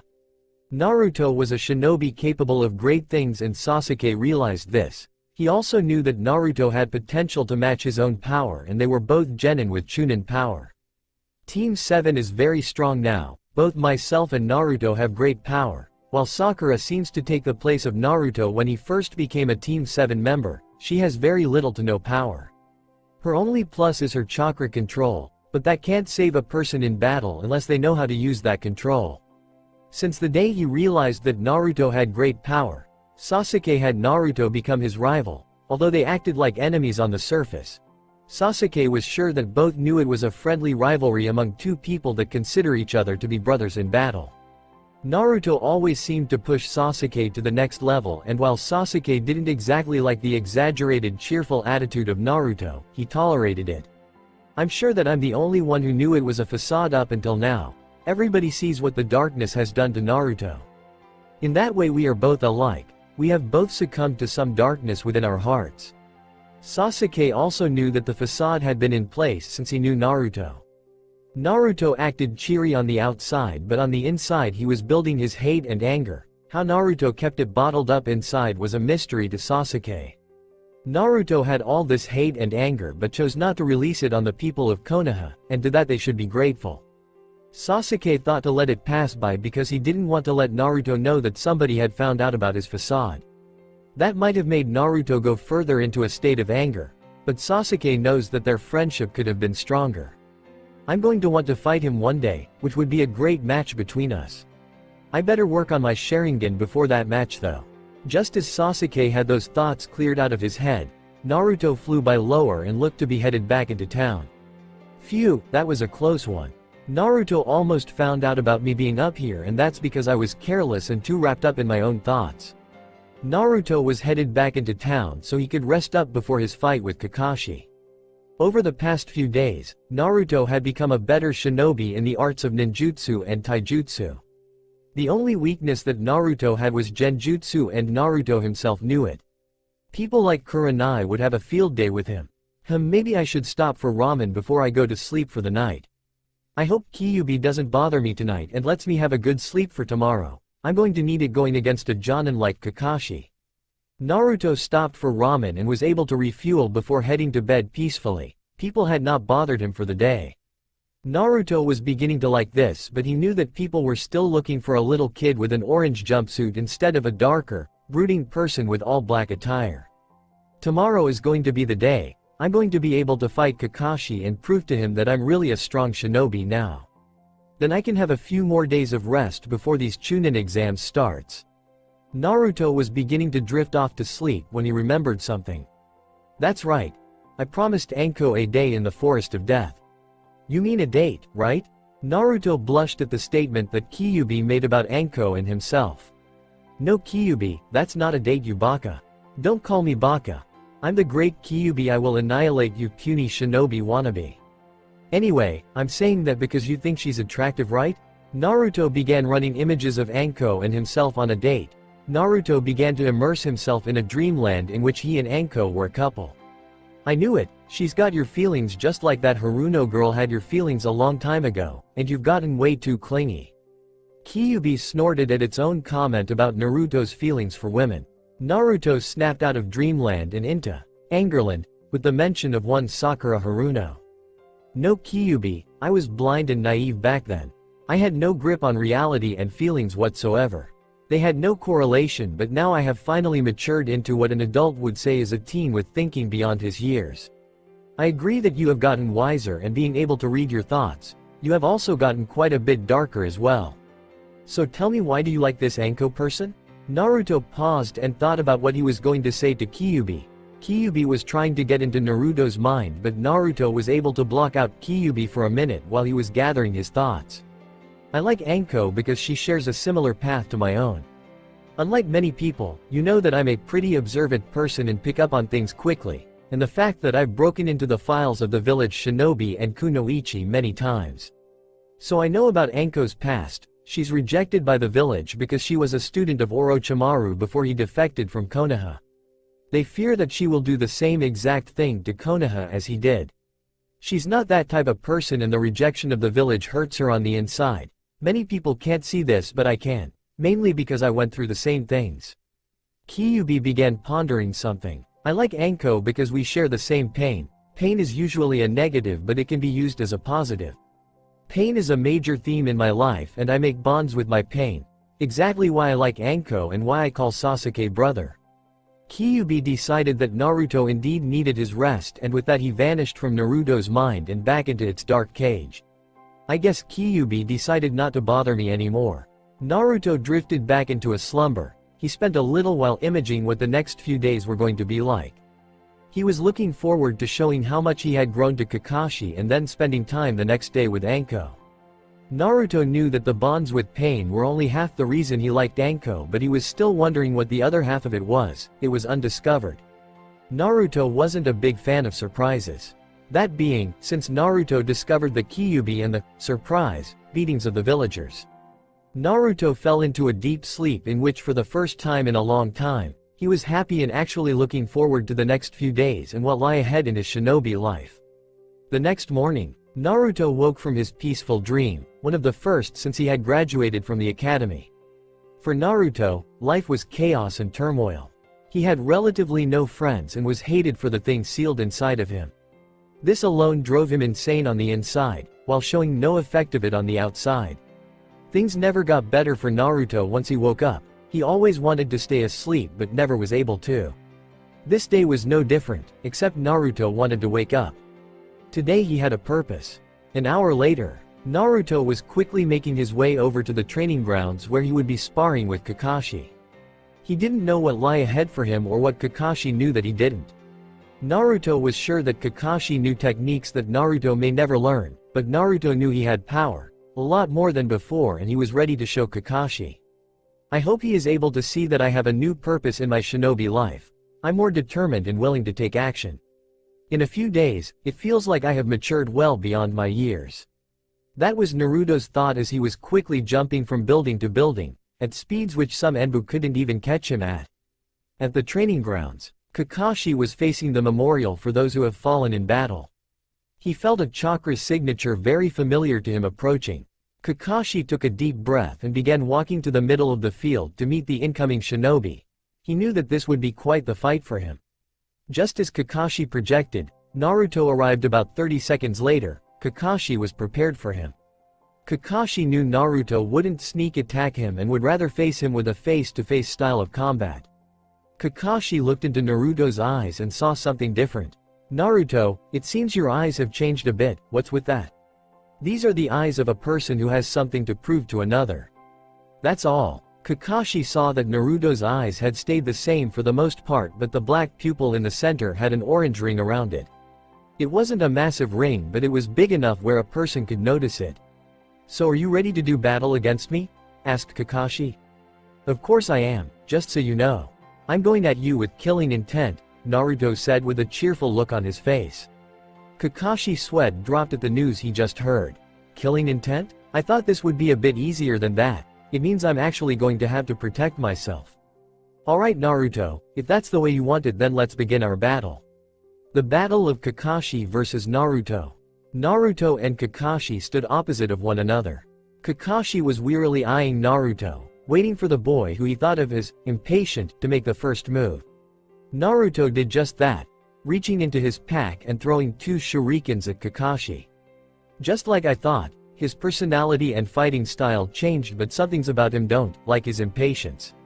Kakashi easily ducked under the shurikens and threw 3 of his own from his pouch with lightning-quick speed. Naruto quickly got out of the way so the shurikens wouldn't hit him in the jugular, where the shurikens were aimed. Both shinobi stared each other down, waiting for each other to make the first move. I'm going to wait for him to make the first move. Then I'll be able to see how he reacts to my speed development. I just have to think of a good way to get him defenseless. Naruto is waiting for me to make the first move now. He wants to gauge my fighting style. I'll just use another weapon to counter that. Kakashi took out a kunai and threw it at Naruto. Naruto, who was expecting a physical attack, quickly moved out of the way to avoid the kunai. The kunai missed Naruto and sliced into the middle of the tree. The kunai was lodged in the center of the tree when the tree tipped over and fell down with a thunderous thud. That could have been my head. Looks like Kakashi-sensei is also coming with killing intent. Naruto took the initiative and made the first move this time. He charged at Kakashi and tried a kick to the midsection. Kakashi blocked with his arm. Naruto used the momentum to swing his leg the opposite way into a sweep that would have taken out an ordinary shinobi, but Kakashi moved out of the way by jumping in the air. Kakashi saw an opening and attempted a punch that almost landed if Naruto had not moved out of the way at the last second. Naruto had to duck under the punch by Kakashi while trying to recover from his sweep attack. The result was Naruto having to almost do a split, but both of his legs luckily ended up in front of him. Naruto kicked away Kakashi's arm and rolled back onto his feet while Kakashi was still moving backwards from the kick's force. Naruto formed a cross with his index finger and his middle finger from both hands. Kage Bunshin no Jutsu, Shadow Clone Jutsu. 4 Narutos formed along with the original Naruto. All 4 attacked at the same time. Kakashi was trying to decipher which Naruto was the real one and try to focus on isolating that Naruto. Kakashi was unable to detect which is the real Naruto before the shadow clones quickly got to him. Kakashi and the clones engaged in a short battle series where Kakashi defeated all 4 clones in a quick round of taijutsu in a short amount of time. The real Naruto was now hidden, but Kakashi knew he was watching. Naruto was now hidden in a treetop. After he had clone and Kakashi had focused in on the clones, Naruto hanged and hid in the treetop. Naruto was planning his next attack as Kakashi was waiting. He knew that he was going to have to try to end the battle quickly. Naruto knew that Kakashi would have a better chance of catching Naruto off guard as the battle progressed due to his superior experience in battle and also the fact that Naruto had Chunin level power to Kakashi's Jonin level power. Naruto took out a kunai and began pouring some chakra into it, modifying the shape into a kunai with a curve shape. The edges also became sharper and grew a point at the center where the curve was. Naruto finished the process and immediately threw the new kunai at Kakashi. Kakashi sensed it coming and quickly moved out of the way. The kunai continued through a tree. Kakashi thought he was safe now that Naruto revealed where his location was but wondered why Naruto hadn't popped out and started to battle in the open again. Much to Kakashi's chagrin, he didn't notice the same kunai that Naruto had thrown earlier was coming back to Naruto and Kakashi was in the way. Kakashi did notice when he heard an unfamiliar noise and moved out of the way but not before the kunai took a small piece of his silver hair from the back right side of his head. Naruto laughed when this happened and easily caught the kunai's handle when it came back to him. So Naruto, that was a clever strategy. I don't get caught often with my guard down. Your strategy was well planned and I didn't see it coming until the last second. However, I'm going to go ahead and level the playing field. Naruto jumped out of the treetop and watched as Kakashi pulled up his Hite-8 to reveal his Sharingan. You are going to use it now. I guess I really have improved that much. Kakashi smiled and quickly went on the offensive. Kakashi went for a kick that would have landed on Naruto's chest if Naruto had not blocked with his arms. Kakashi threw a flurry of punches and kicks and Naruto was able to dodge most of them until Kakashi feigned a punch and hit Naruto in the chest with a kick instead. Naruto had both the air knocked out of him and was vaulted backwards with him landing on his back. Naruto quickly regained his air and stood back up. Kakashi and Naruto started trading several blows in which each combatant would land one blow after throwing about 20 blows. To Naruto, this was a real challenge where he had to keep up with Kakashi to prevent himself from getting injured. To Kakashi, this was merely a game and a test to see how Naruto had improved. He was passing the test on taijutsu and Kakashi was about to switch to ninjutsu with taijutsu. Kakashi quickly stepped back after making Naruto fly in the air with one swift kick. Kakashi jumped on top of the nearby river that flowed by the training ground. Kakashi began quickly spinning through 44 hand seals that started with the ox hand seal and ended with the rooster hand seal. Suiden. Suiryuden no Jutsu. Water release. Water dragon bullet technique. A giant dragon formed behind Kakashi and sprayed out 4 large water bullets from its mouth and aimed them at a falling Naruto. Naruto knew that even if one of the bullets landed he would be done for. Thinking quickly, he came up with a solution to the predicament he was facing.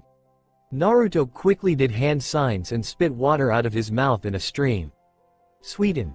Suijinheki. Water release. Water encampment wall.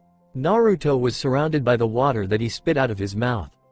The projectiles moved towards the wall and bounced right off and disappeared.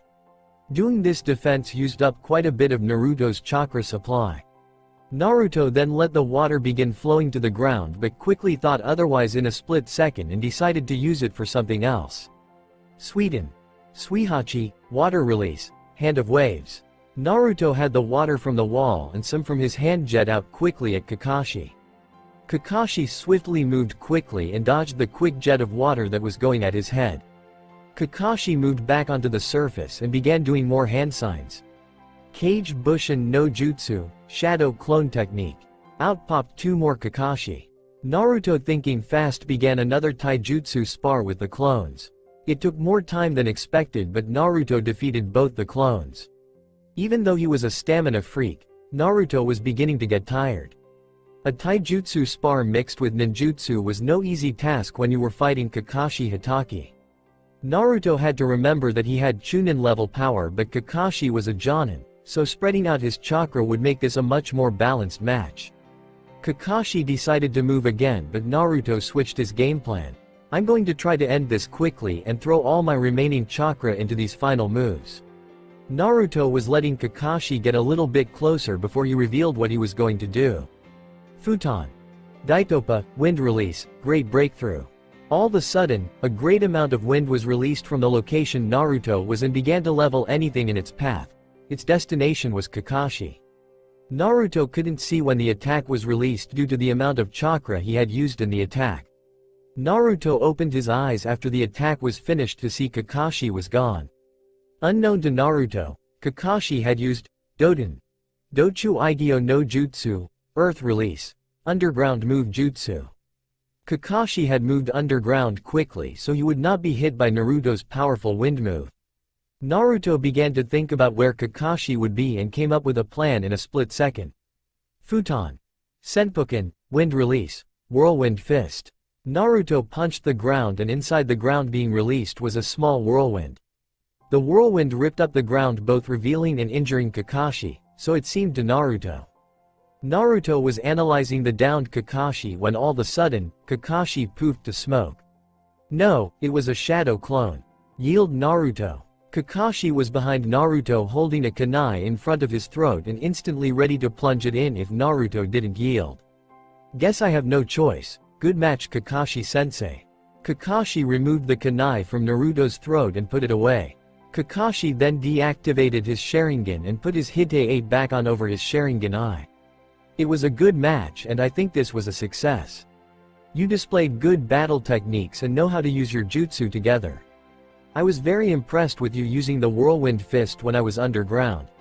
That was a very unique battle strategy and I almost had no time to react. Naruto smiled but in a way he felt like he had failed. He was hoping that he would be able to injure Kakashi but the maximum he had accomplished was to take just a sliver of hair off Kakashi and the occasional punch or kick that barely landed. Don't worry that you hardly hit me Naruto.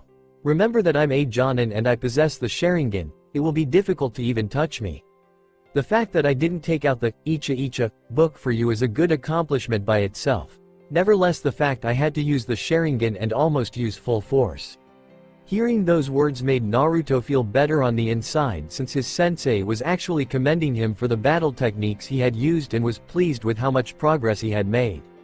Naruto, you really deserve some rest after this fight, but there is something I need to explain to you before I go. Naruto sat down on the ground expecting Kakashi to go off on some long tangent about what was going to happen next for him, and unbeknownst to him, he was right. Now that this training is a success, you're going to have to join back up with Team 7 Inches. Naruto looked at the ground dejectedly at this point. He wasn't very happy about the news he had just received. He wished that he had a lot more time alone to hone and perfect his skills. The last thing he wanted to do was go back to his old team. I know this sounds bad for you, but there is likely going to be no more missions between now and the time that the Chunin exams start. The only time that you are going to be able to see your teammates is for group meetings in the morning. Kakashi-sensei, how do you know when the Chunin exams start? This question took Kakashi off guard. He wasn't supposed to know when the Chunin exams start, but due to a certain event, he got to know ahead of time in case of special planning. In reality, I'm not supposed to know, but since you went off to go do your training on your own, Hokage-sama told me when the Chunin exams were since they were so close to the time that your training ends. I expect that rival genin from other villages and the brown hawk that chirps to be here at any time now. Likely in a day or two, but not today. Naruto looked up into Kakashi's eyes. That orange ring around his eyes was there again.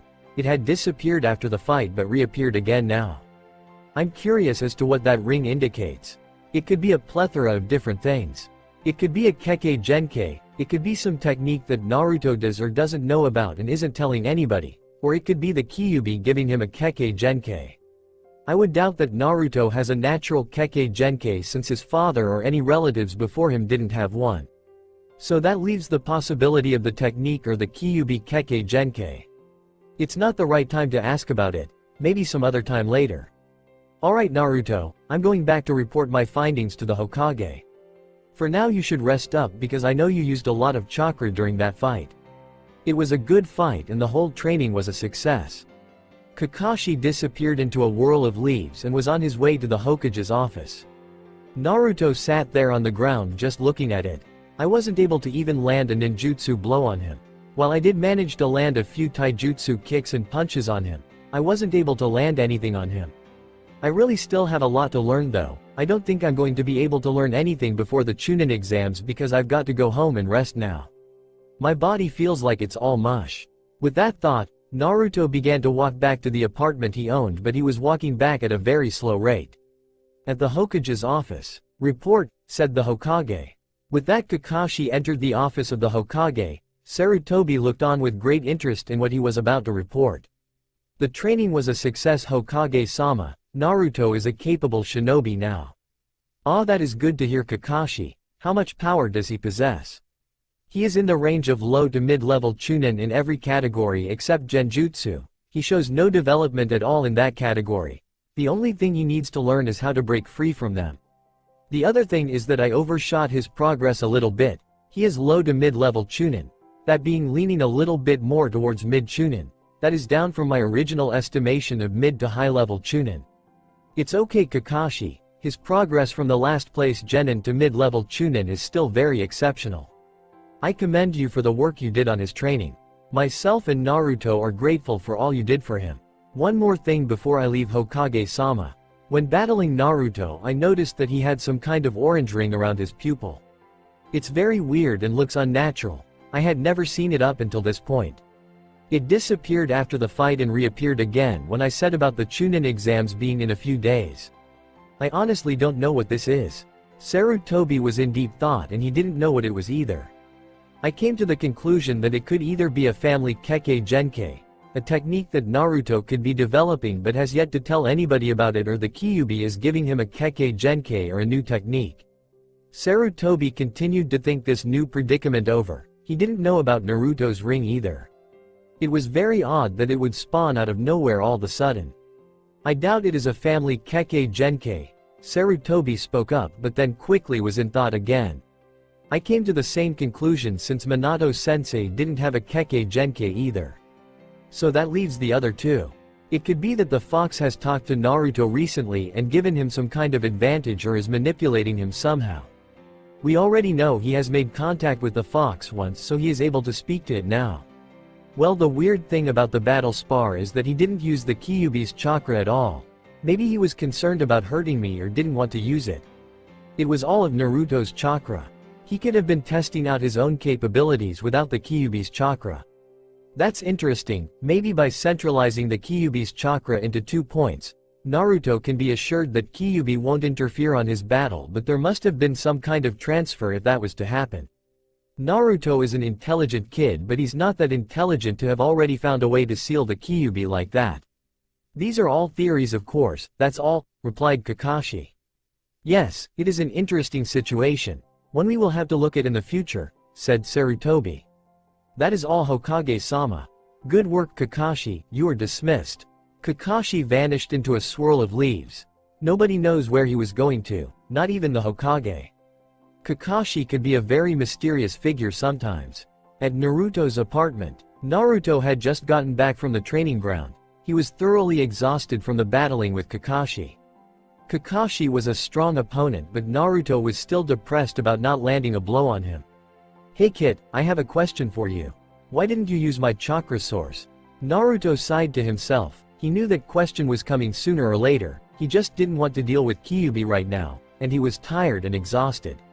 I didn't want to use your chakra because I wanted to see how I could do on my own, without your powers. I know how I can do with your power. It just increases my attack's power. I wanted to see what I could do without your chakra mixing in. Very well, I have another question. Kyuubi was cut off by Naruto's snoring. Kyuubi knew that Naruto didn't really want to talk, but this was just blatant disrespect to the greatest of all the tailed beasts. Kyuubi was thinking about waking him up but decided against it because he knew that he would need a long day of rest, especially if he was going to take that Anko chick up on her offer. The next morning at the usual Team 7 spot, aka the bridge. Naruto had just arrived at the bridge. He knew that Kakashi would want him here today since the Chunin exams were on the horizon. The only problem is that neither one of his teammates knew he would be there. Another problem is that he will be alone with Sakura for a while, something he didn't want to encounter again, though his former self would have begged for the opportunity. Naruto arrived with about 10 minutes until the deadline, knowing Kakashi will be anywhere from 5 to 20 minutes late. Sakura noticed a presence approaching nearby. She thought immediately it was Sasuke, but noticed the wardrobe was different than Sasuke's usual blue shirt with khaki shorts. The person was dressed in all black and from afar looked like a very scary presence. She knew who it was since the person had blonde spiky hair. He looks like a scary presence but he can't harm a fly, thought Sakura to herself. I could take him down with the Haruno Taijutsu set, cha. Screeched inner Sakura in Sakura's head. Naruto drew closer to the bridge and noticed only Sakura was there. Naruto was hoping Sasuke was there in case Sakura got way too out of hand. Even then it wouldn't be pretty since Sasuke would either reprimand Sakura and she would go back into fangirl mode or he would do nothing and watch Sakura just lay into Naruto. So I see you got a new wardrobe, you look scary but you still can't harm anything, said Sakura to Naruto once he got on the red bridge. Naruto just totally ignored her presence while she was talking about him. Sakura had become a corrupted form to him. Just another fangirl who somewhat had potential to be a kunoichi but was dragged down by her fangirl acts. At this rate, she would stay genin for a while and then quit being a kunoichi but still have a fangirl status for Sasuke. The same goes for Ino. Naruto immediately dived into his inner world as he sat down leaning against the side of the bridge. Kyuubi, I need something interesting to talk about to kill about 15 minutes. Well, let's talk about later today. You have a date with that Anko chick in the Forest of Death. Kyuubi greatly put expression on the word date. It's not a date, Kyuubi, I don't even know what the hell it is really. She probably just wants to hang out anyway. She's an outsider just like me. That's all, but you can make it more than just friends hanging around with each other. Kyuubi was just harassing Naruto. No. The beast knew nothing with likely habits but pushing Naruto's buttons became one of the Kyuubi's favorite pastimes. This was a bad idea to try to talk to you. I can hardly ever get a serious conversation in with you. Naruto was now thinking about breaking the connection between the Kyuubi and himself, but decided to trust the Kyuubi that it wouldn't say something that would make him sever the connection. You know, just because it is a 12-year-old with a 24-year-old doesn't make it wrong. And it was gone. Naruto opened his eyes to see that Sasuke had arrived as well. Kakashi then appeared soon after, about a few minutes later. Well team, we look like we are in a better mood today, and look what we have here. A visitor returning to his squad, Kakashi said with a humorous intent in his voice. Sakura and Sasuke looked over at Naruto who was still sitting on the bridge. All of a sudden a brown hawk was in the air chirping noisily. Just as I thought, Kakashi remarked out loud. Just as Kakashi finished saying that, he reached into his pocket and handed each member of the team a form. These are for the Chunin exams. Soon you will see rival ninja from each village sending their respective genin to this village to take this test. Just fill these out and give them to me by tomorrow if you want to participate. But if you don't want to participate and stay genin and do these low-ranked D missions, then don't fill them out and bring nothing, but the rest of this team stays genin as well. All three members of the team already had made up their minds. They wanted to take this test. Each for different reasons and purposes, but all wanted to take this test. Alright, you guys are dismissed. As soon as Kakashi said those words, both Naruto and Sasuke left without saying a word, leaving a stunned Sakura on the bridge by herself. When did Naruto get so antisocial as well? Is he trying to mimic Sasuke so he can finally get his undying love for me across? No matter, I'm always going to favor Sasuke over the brat any day. Sakura was thinking merry thoughts of her and Sasuke having a future as she skipped away from the bridge. Training ground number 44, Forest of Death. Naruto had dropped the form off at his house and kept it in a secure place before heading off to the Forest of Death. It took him an hour to get there. Most of it was spent at Ichiraku's getting another dose of ramen before heading out to the Forest of Death. Naruto was again standing outside of the gates, pondering what could be within the gates. All of a sudden he felt a presence near him. So you finally arrived, Gaki? I was wondering how long it would take you to finally get here. Don't you know not to keep a woman waiting?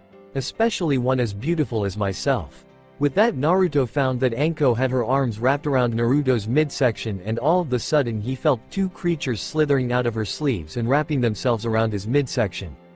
Naruto looked down to see snakes starting to constrict around his midsection. All the coolness had been sucked out of Naruto. He wanted them off and didn't care if he would make an embarrassment out of himself.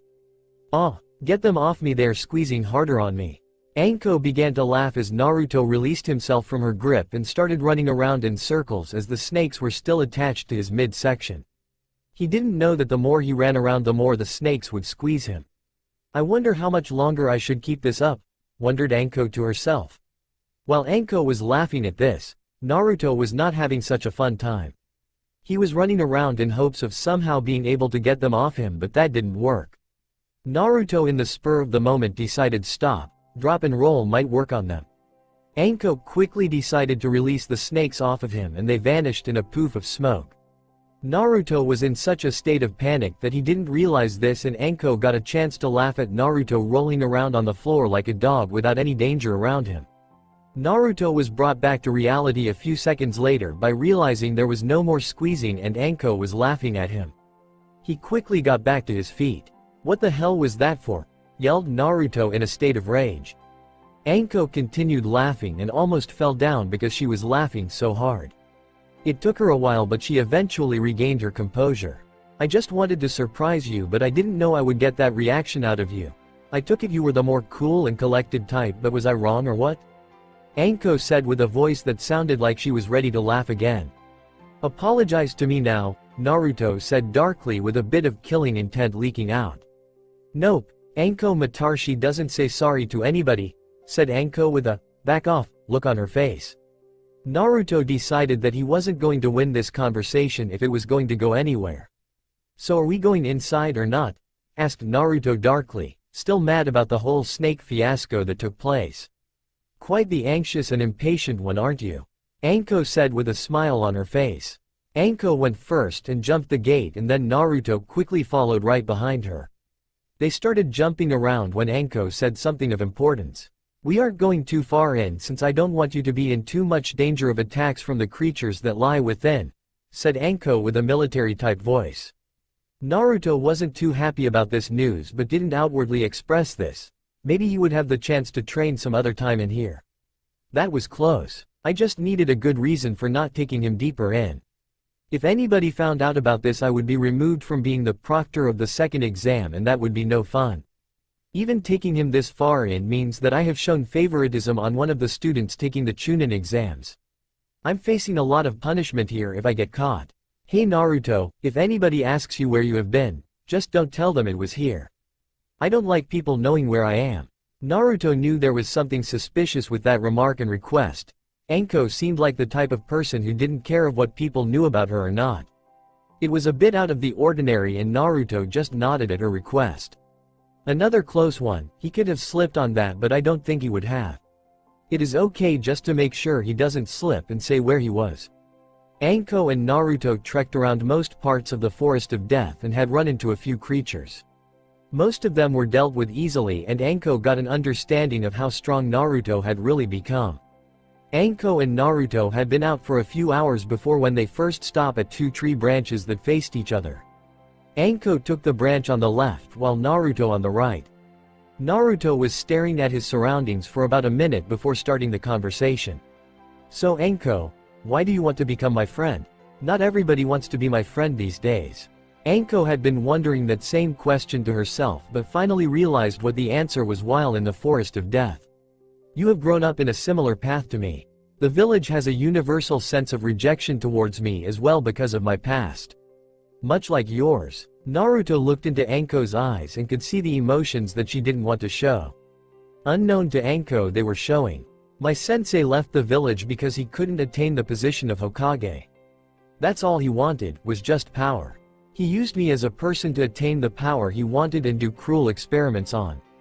Naruto flinched visibly at the descriptions of those words. He knew the same thing, torture through experiments, just how the villagers beat him and wanted to see how close they could bring him to death without actually making him die.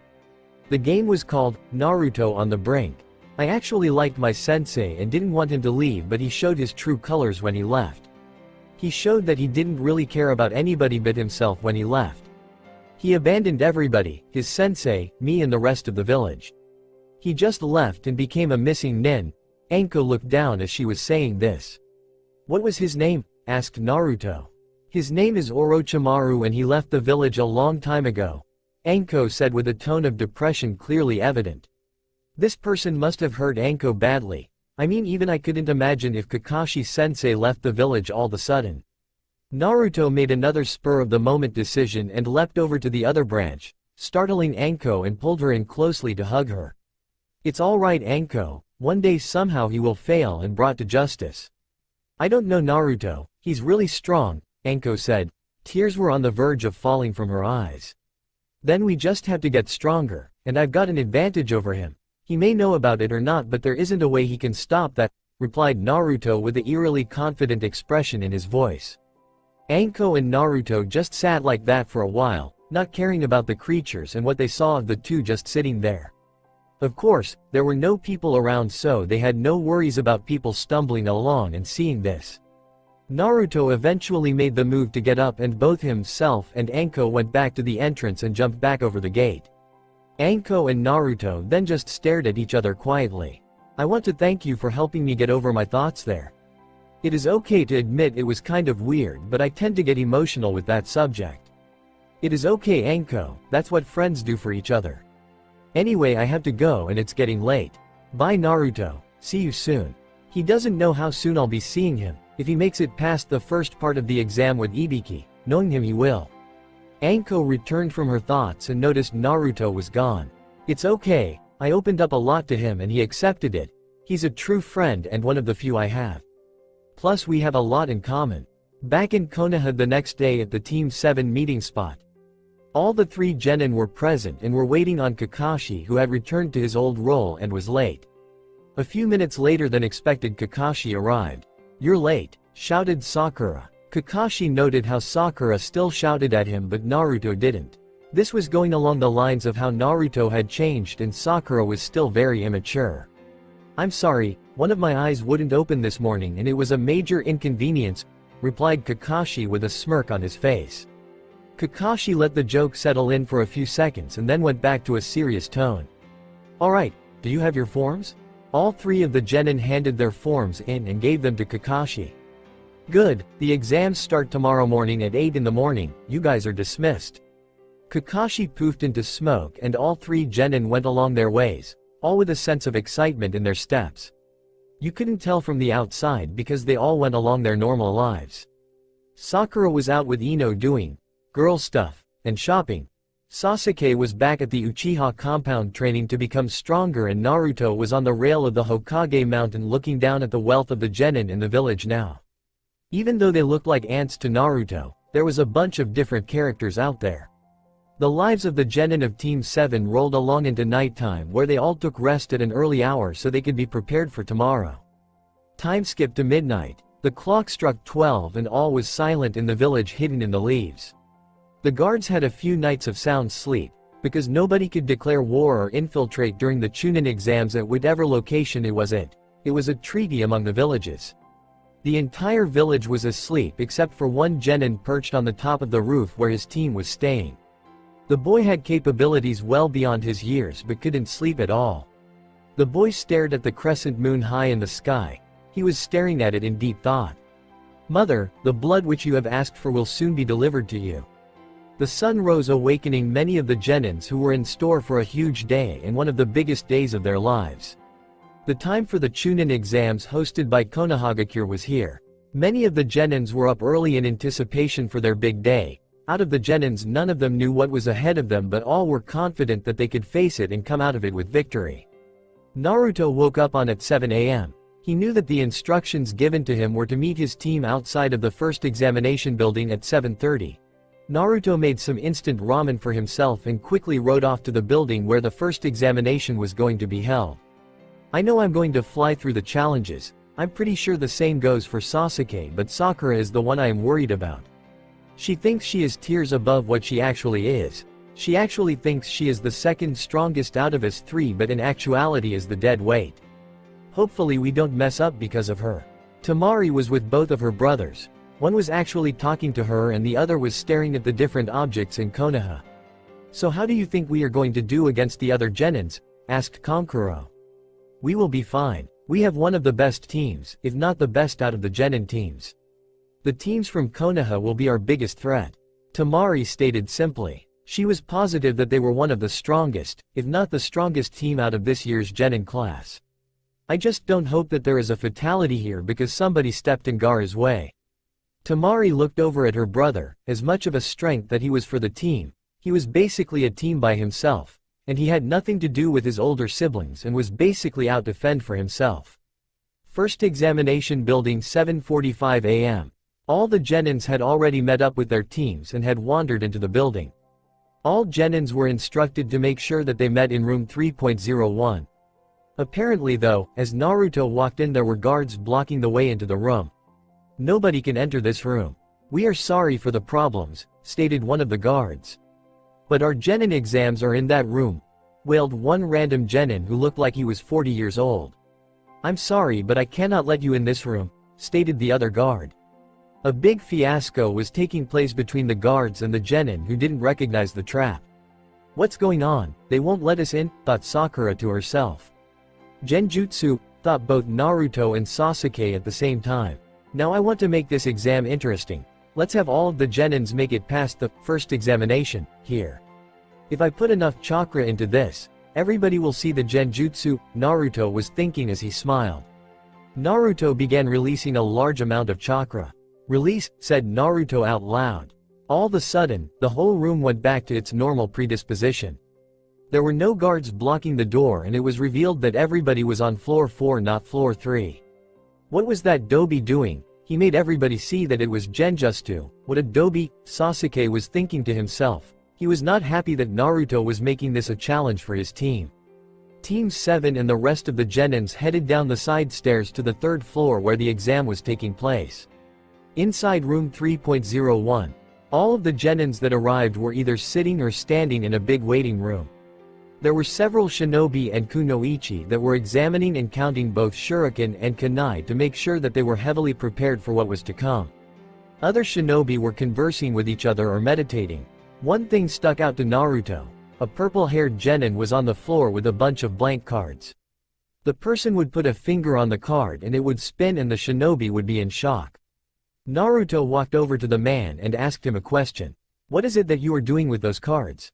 I have information on other genin here. If you want to know about somebody then I'll just center my chakra into a card and it will appear with the person's affinity, strength and other information." "Alright. Let's see then, how about Sasuke Uchiha?" The man took out a certain card, fingered some chakra into it and the card spun. The card stopped spinning a few seconds later and Sasuke's face and stats showed up on the card. Says here that Sasuke possesses mid-level Chunin chakra level, with all-around mid-level Chunin levels in every sort of ninja art. His stats are impressive and he possesses the Sharingan. He's somebody to watch out for. How does he do that? I have no idea how he got that much information on Sasuke. Thanks for the information. By the way, what is your name? Asked Naruto out of curiosity. The name is Kabuto Yakushi. Naruto remembered that name as he walked away. He then proceeded back over to where his team was, in a corner waiting for the exams to start. Sakura was close to Sasuke who had his eyes closed. The minutes had been going by peacefully but then all of a sudden the sound in the room erupted with two shinobi fighting. Apparently an Otogakure shinobi and a shinobi from Kirigakure had gotten into a scuffle. All of a sudden a man appeared out of behind a door with a Chunin vest. He appeared to be a proctor. First off, no fighting will be allowed outside of exams. If I find anybody fighting while exams are ongoing they will immediately be disqualified from the exams and then kicked out of the village. The sound shinobi grumbled at this and went back to his team who were not standing that far away from the fight scene. Secondly, the next exam will take place in the next room. Once you have entered the room you cannot exit unless you are disqualified or fall ill. Disqualified? Thought many ninja? Lastly, the exam you are about to take is a written examination.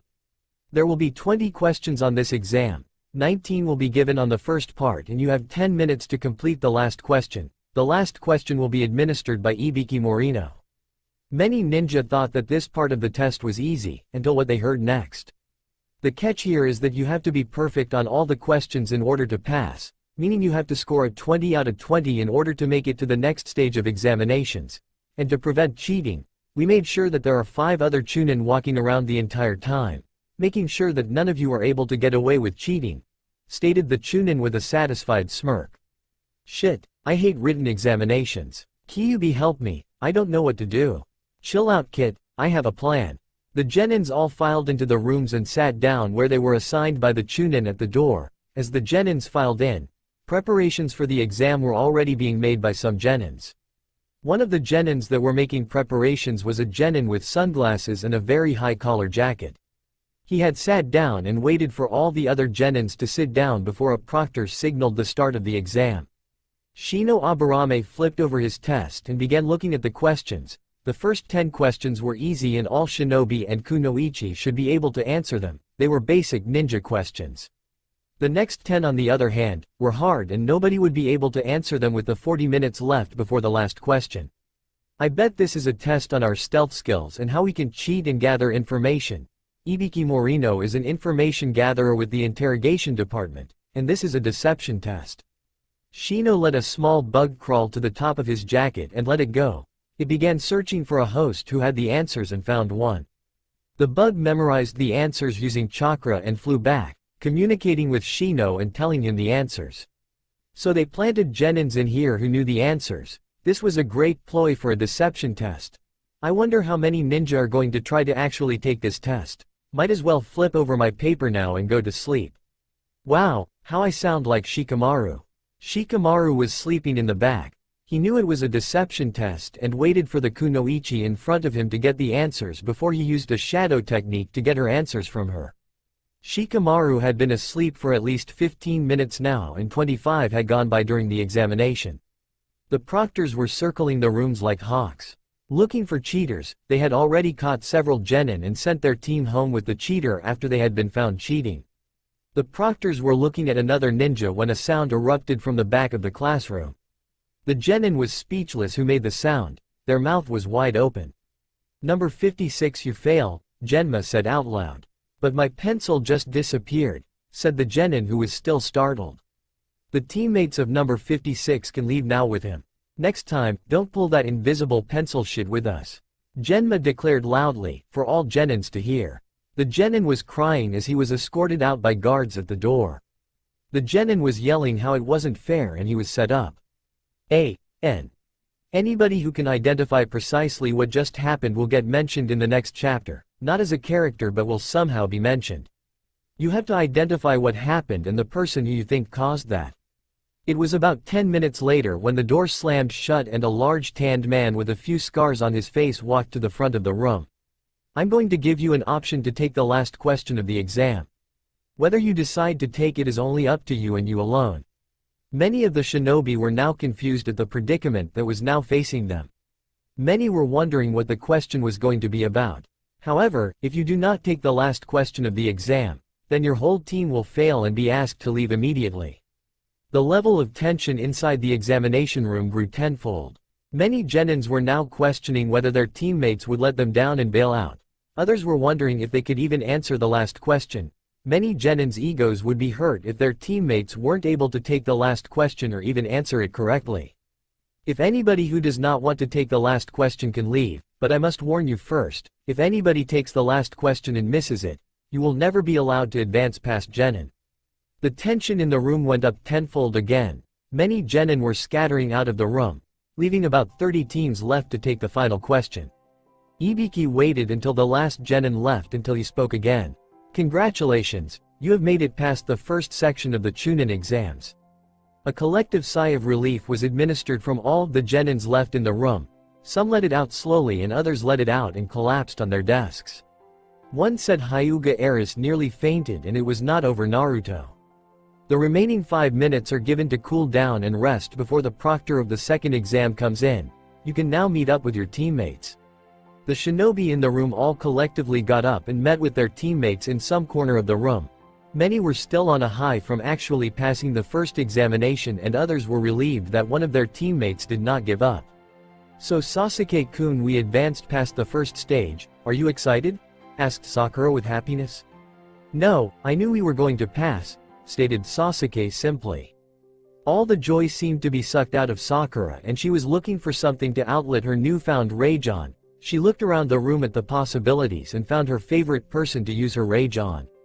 The said person didn't even have his eyes open or wasn't even interested. "What is that Dobi doing?" wondered Sakura.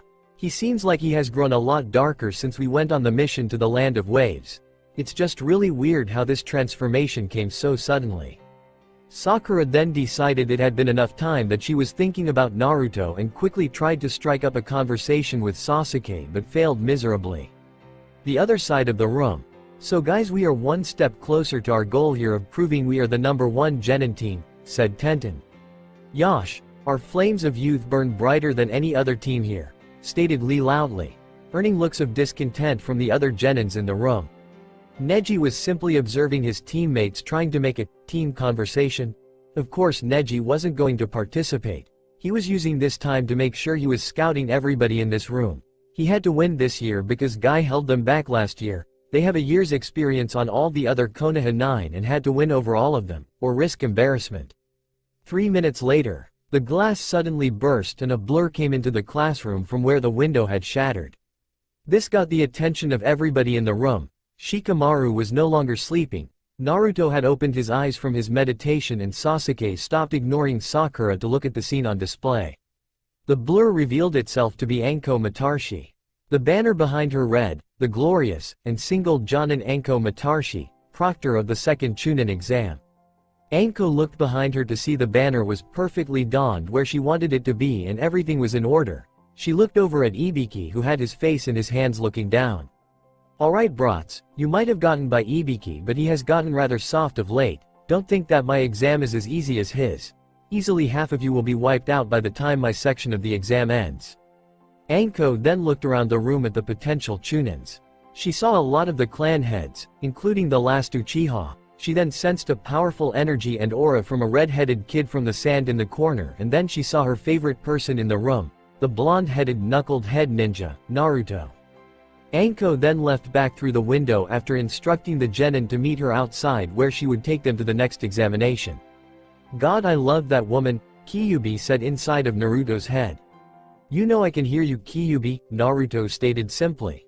"I know you can, but she's powerful and loves inflicting pain on others. That's all that I would look for in a woman," Kyuubi stated in a voice that could sound like that the Kyuubi was daydreaming, if it could. "I really didn't need to hear all of that, Kyuubi, you can keep some of that stuff to yourself.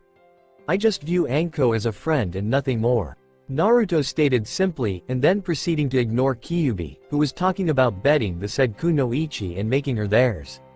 Naruto began observing the other Genins as they walked to the ground where Anko was. By observing people walking, you could tell how much confidence they had in themselves.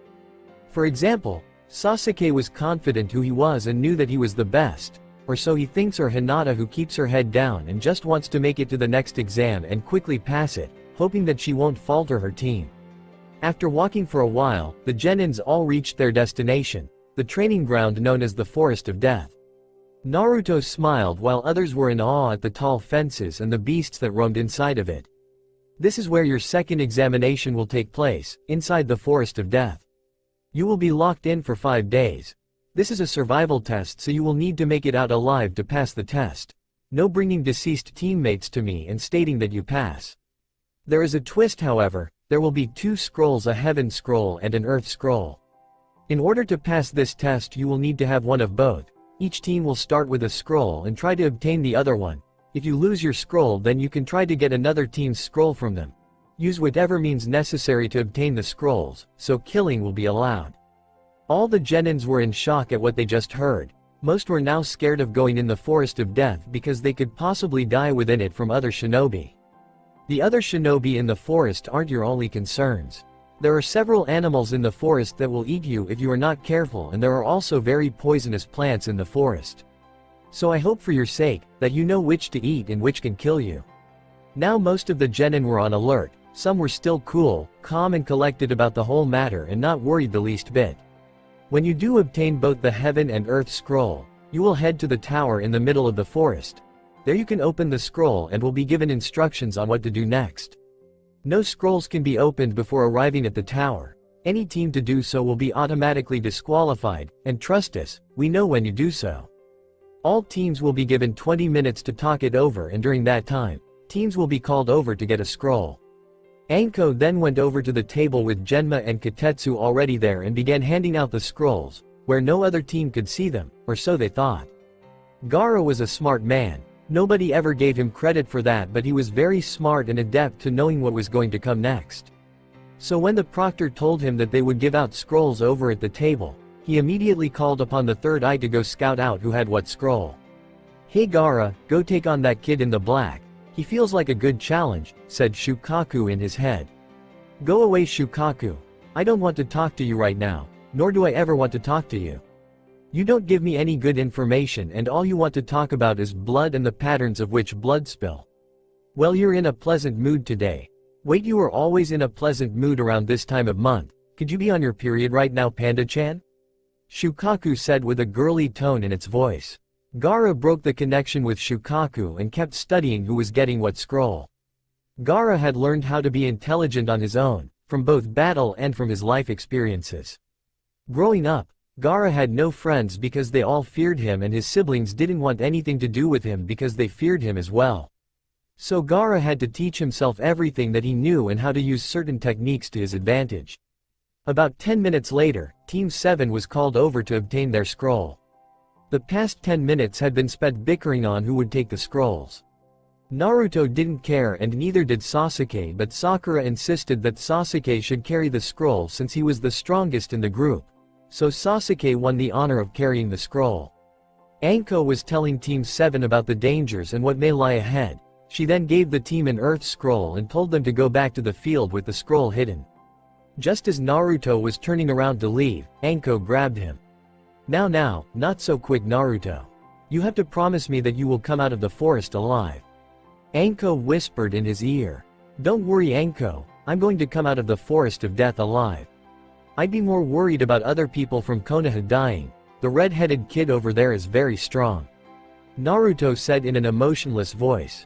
I'm just worried about you Foxy-kun. Now just go have some fun in there, said Anko, emphasizing the Foxy-kun which was making Naruto go red. Naruto was red in the face and Kyuubi was howling away in his head, making sure that he would remember that for a long time to come.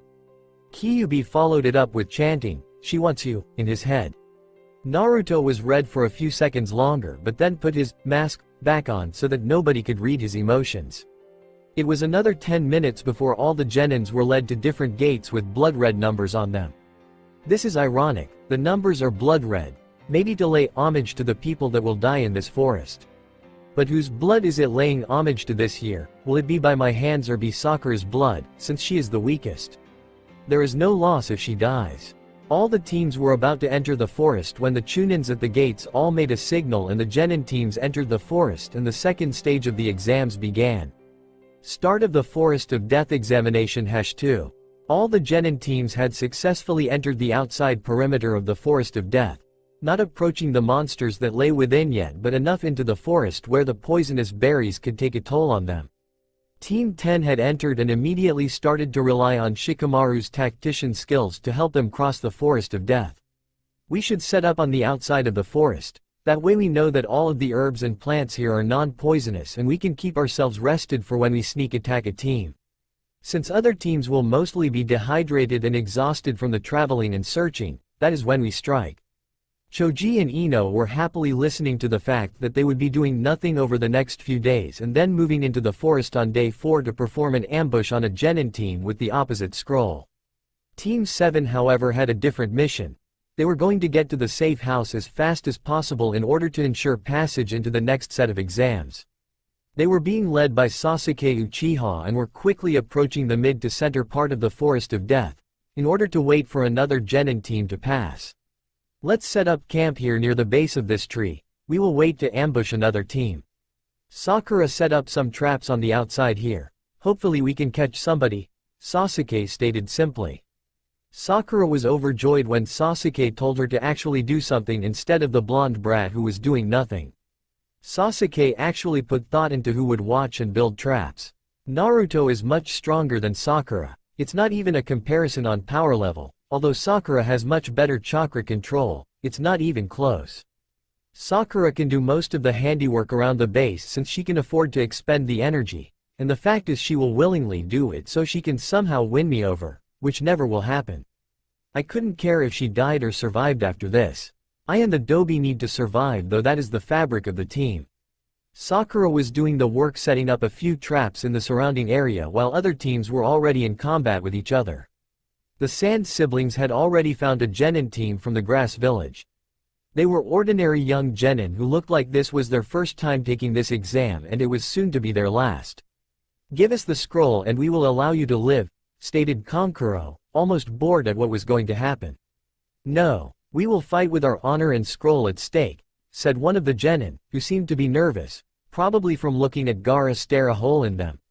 Gaara stepped closer to the genin and uncorked his gourd, letting the sand flow out from the gourd. Gaara, we can take care of them, shouted Tamari, hoping her brother wasn't going to do what she think he had in store for them. Gaara ignored Tamari, and the sand had already begun encircling the genin, who were shocked at the sight of it. Gaara made the sand swirl around the midsection of all three genin and closed his hand, signaling the sand coffin. The sand crushed all three genin and then let them fall. Two of them were dead on impact, but one stayed alive as Gaara walked over to them, looking at which scroll they possessed. A heaven scroll, just what we needed, stated Gaara in his emotionless tone of voice as he walked away, corking his gourd back up. He turned back and watched the remaining genin cough up blood and eventually die seconds later, all three heading off to the afterlife. Tamari was shocked to say the least at Gaara's actions. I'm surprised he corked the gourd up so quickly. He's not talking though. Maybe the blood of more powerful genin is sweeter than the blood of other weak genin. Tamari was dead on in the implication. Shukaku had already told Gaara that more blood awaited him later and that they should head over to the safe house to rest up for the next part of the exams. Team 8 had the easiest time with this exam. They were a team full of tracking genin, giving them a huge advantage at this test. Shino had already sent a bug out to find some of the weakest genin so they could also pass this exam easily as well. Everything was under control for the tracking team of Konoha. Night 1 of the second part of the exam has pulled through and all teams are now resting with the exception of one, which was at the safe house already, which had stunned all the Chunin and Jonin in attendance. The Sand siblings had passed through in a record amount of time and they had no scratch whatsoever on them. Gaara was on top of the roof, mulling over what could possibly happen and thinking about his lonely life. Gaara wouldn't reveal this to anybody, but he was really lonely on the inside and needed a few friends. The fact that everybody feared him was also a hindrance to that, and also the fact that he was a jailer for Shukaku was a hindrance. Although of late, Gaara had begun gaining more control of his actions, he was still unable to sleep, but it was a start for the once psychotic red-headed genin. He sat on the rooftops watching the stars go by, wishing he could be free like one of them. Day 2, Forest of Death. Naruto had woken up bright and early for the day. He had hoped to get a few training exercises in but was rudely interrupted by some genin from the Kirigakure. Not more shinobi from this wimpy village. Here to collect the bounty of our team because we killed Zabuza and Haku, aren't you? The three genin smiled and knew that they had outnumbered Naruto heavily, but since he was part of a team that beat a swordsman of the mist, he had to be somewhat strong. Little did they know how strong he really was. Kirigakure no jutsu, said Naruto softly, inducing a think mist on the scene that blinded all three of the mist genin. How does he know our special jutsu? Said the girl genin. All of a sudden from behind all three were simultaneously attacked by Naruto clones with kunai to the back of the neck. All three went down and were dead on the spot. Naruto then checked the girl for a scroll and found an earth scroll, the scroll they needed. Naruto then took the bodies to the nearby water source and threw them in there, being sure to get rid of the evidence so Sasuke and Sakura would still underestimate him. Little did he know Sakura was actually half awake and saw that happen in front of her sleep-laden eyes. Did I just see Naruto use that hidden mist technique that Zabuza did? No way he could have learned that. It's just a dream with wishful thinking, thought Sakura, laughing to herself about that dream, hoping that her next dream could be an older version of herself and Sasuke doing some things together. Team 8 had located their targets and had apprehended them easy using Shino's bugs to drain them of their chakra. Team 8 had gotten their appropriate scroll and had begun to head to the safe house for further instruction. Team 10 was still waiting outside near the fence area of the Forest of Death, biding their time and trying to conserve energy. One genin still had to be on lookout while the other two were sleeping. Choji was up eating chips and looking out for anybody who might try to take their scroll. Team Guy, or Team 9, was at the safe house and was lounging around after making it there in the early part of the morning. Team Guy had already run into the Sand siblings. It was not a pretty sight as Gaara and Neji had a stare down in which both egos needed a boost and both men eventually decided to save it for another day. Sakura and Sasuke were waking up and had already seen that Naruto was up and moving, doing some exercises to keep himself loose, Naruto saw that Sasuke was up. Naruto threw him the earth scroll and told him to keep it and head to the safe house. So the Dobi must have run into shinobi during the night and defeated them, very impressive indeed. He has to be on my radar of the top shinobi here, he might very well be the top genin here next to me. I'll beat him no matter the cost. So Baka, how did you get the scroll? I'm actually very curious. Naruto thought about how he got it and decided not to tell her.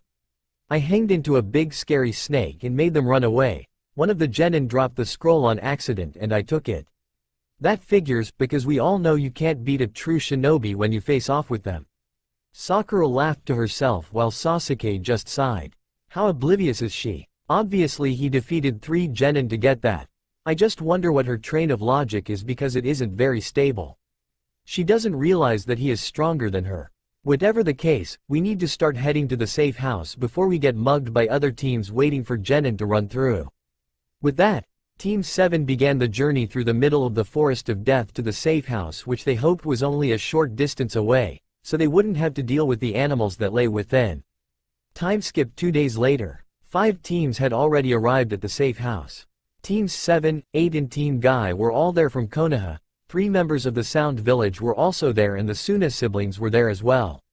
The Chunin were expecting another team to arrive soon but didn't know who it was going to be. So who do you think the last team is going to be? Kiba asked his team simply, wondering what they would say. It's down to 2 teams, it will be the Needle Nins led by Shigure or Shikamaru and Team 10 Inches stated Shino, not changing his calm expression. Hinata was lost in her own world thinking about her crush and the way he had arrived with his team 2 days earlier. I'm just so glad that Naruto-kun made it. I was beginning to worry about him, and he must have done something really good for his team while in the forest. I wish he was on my team instead of Kiba. Kiba is okay but he's way too arrogant for my liking, plus Naruto could get off the team with Sakura and Kiba could be with the person he has a crush on. Then I could be together with Naruto. Hey, is anybody in there, Hinata? Kiba asked, waking a hand in front of Hinata's face. Hinata's face went crimson as she was caught daydreaming about her and Naruto on the same team. I'm okay, Hinata muttered, a blush still on her face. The genin spent a little while waiting when the door opened and the other team had arrived. Shikamaru and Team 10 were at the door, Ino was smiling and Choji still munching on chips. Shikamaru entered and saw that 6 teams were now present. This is going to be such a drag, too many teams are here. The genin spent another day waiting around and preparing their minds for what was about to happen in the near future to them and their lives as shinobi of Otokakure, Sanagakure, Konohagakure. 1 day later, Forest of Death over. Anko had gathered all the genins in one spot inside the arena where the prelims were going to begin. Alright brats, you may have passed the second stage of the examinations but now we are going to have preliminaries because too many teams are here right now. We need to narrow this field down to 8 genins, so we are going to have one-on-one matches until you guys are able to narrow down the field, and then the next round will be at the Konoha arena in front of the village of Konoha and representatives from the other countries. The heartbeat of most of the genin just jumped through the roof. Not only was honor and pride on the line but a chance to show their stuff and get promoted to Chunin. Hayate was supposed to be here to proctor this but he got sick and couldn't do this, so I am the new proctor for this. The rules are simple. When your name appears on the screen up there you will fight the other person whose name appears up there. This will be an anything goes fight but keep it in the arena. No killing either, we don't want a fatality here. I'm sure some of you are going to be depressed about that. Anko gave a quick glare at Gaara when she said that. Alright, let's get things rolling here. When your name pops up you will fight the person who is opposite of your name. All matches are randomized and you might have to fight friends, allies or teammates. The generator made a noise and revealed the 2 names of the first participants. Many of the genin gasped as they didn't think a match like this was possible so early into the preliminaries. One of the stronger Konoha genin was going to have to take an early exit from the exams from a bad draw. Many genin were thanking Kami they didn't have to face either one of the genin up on the board.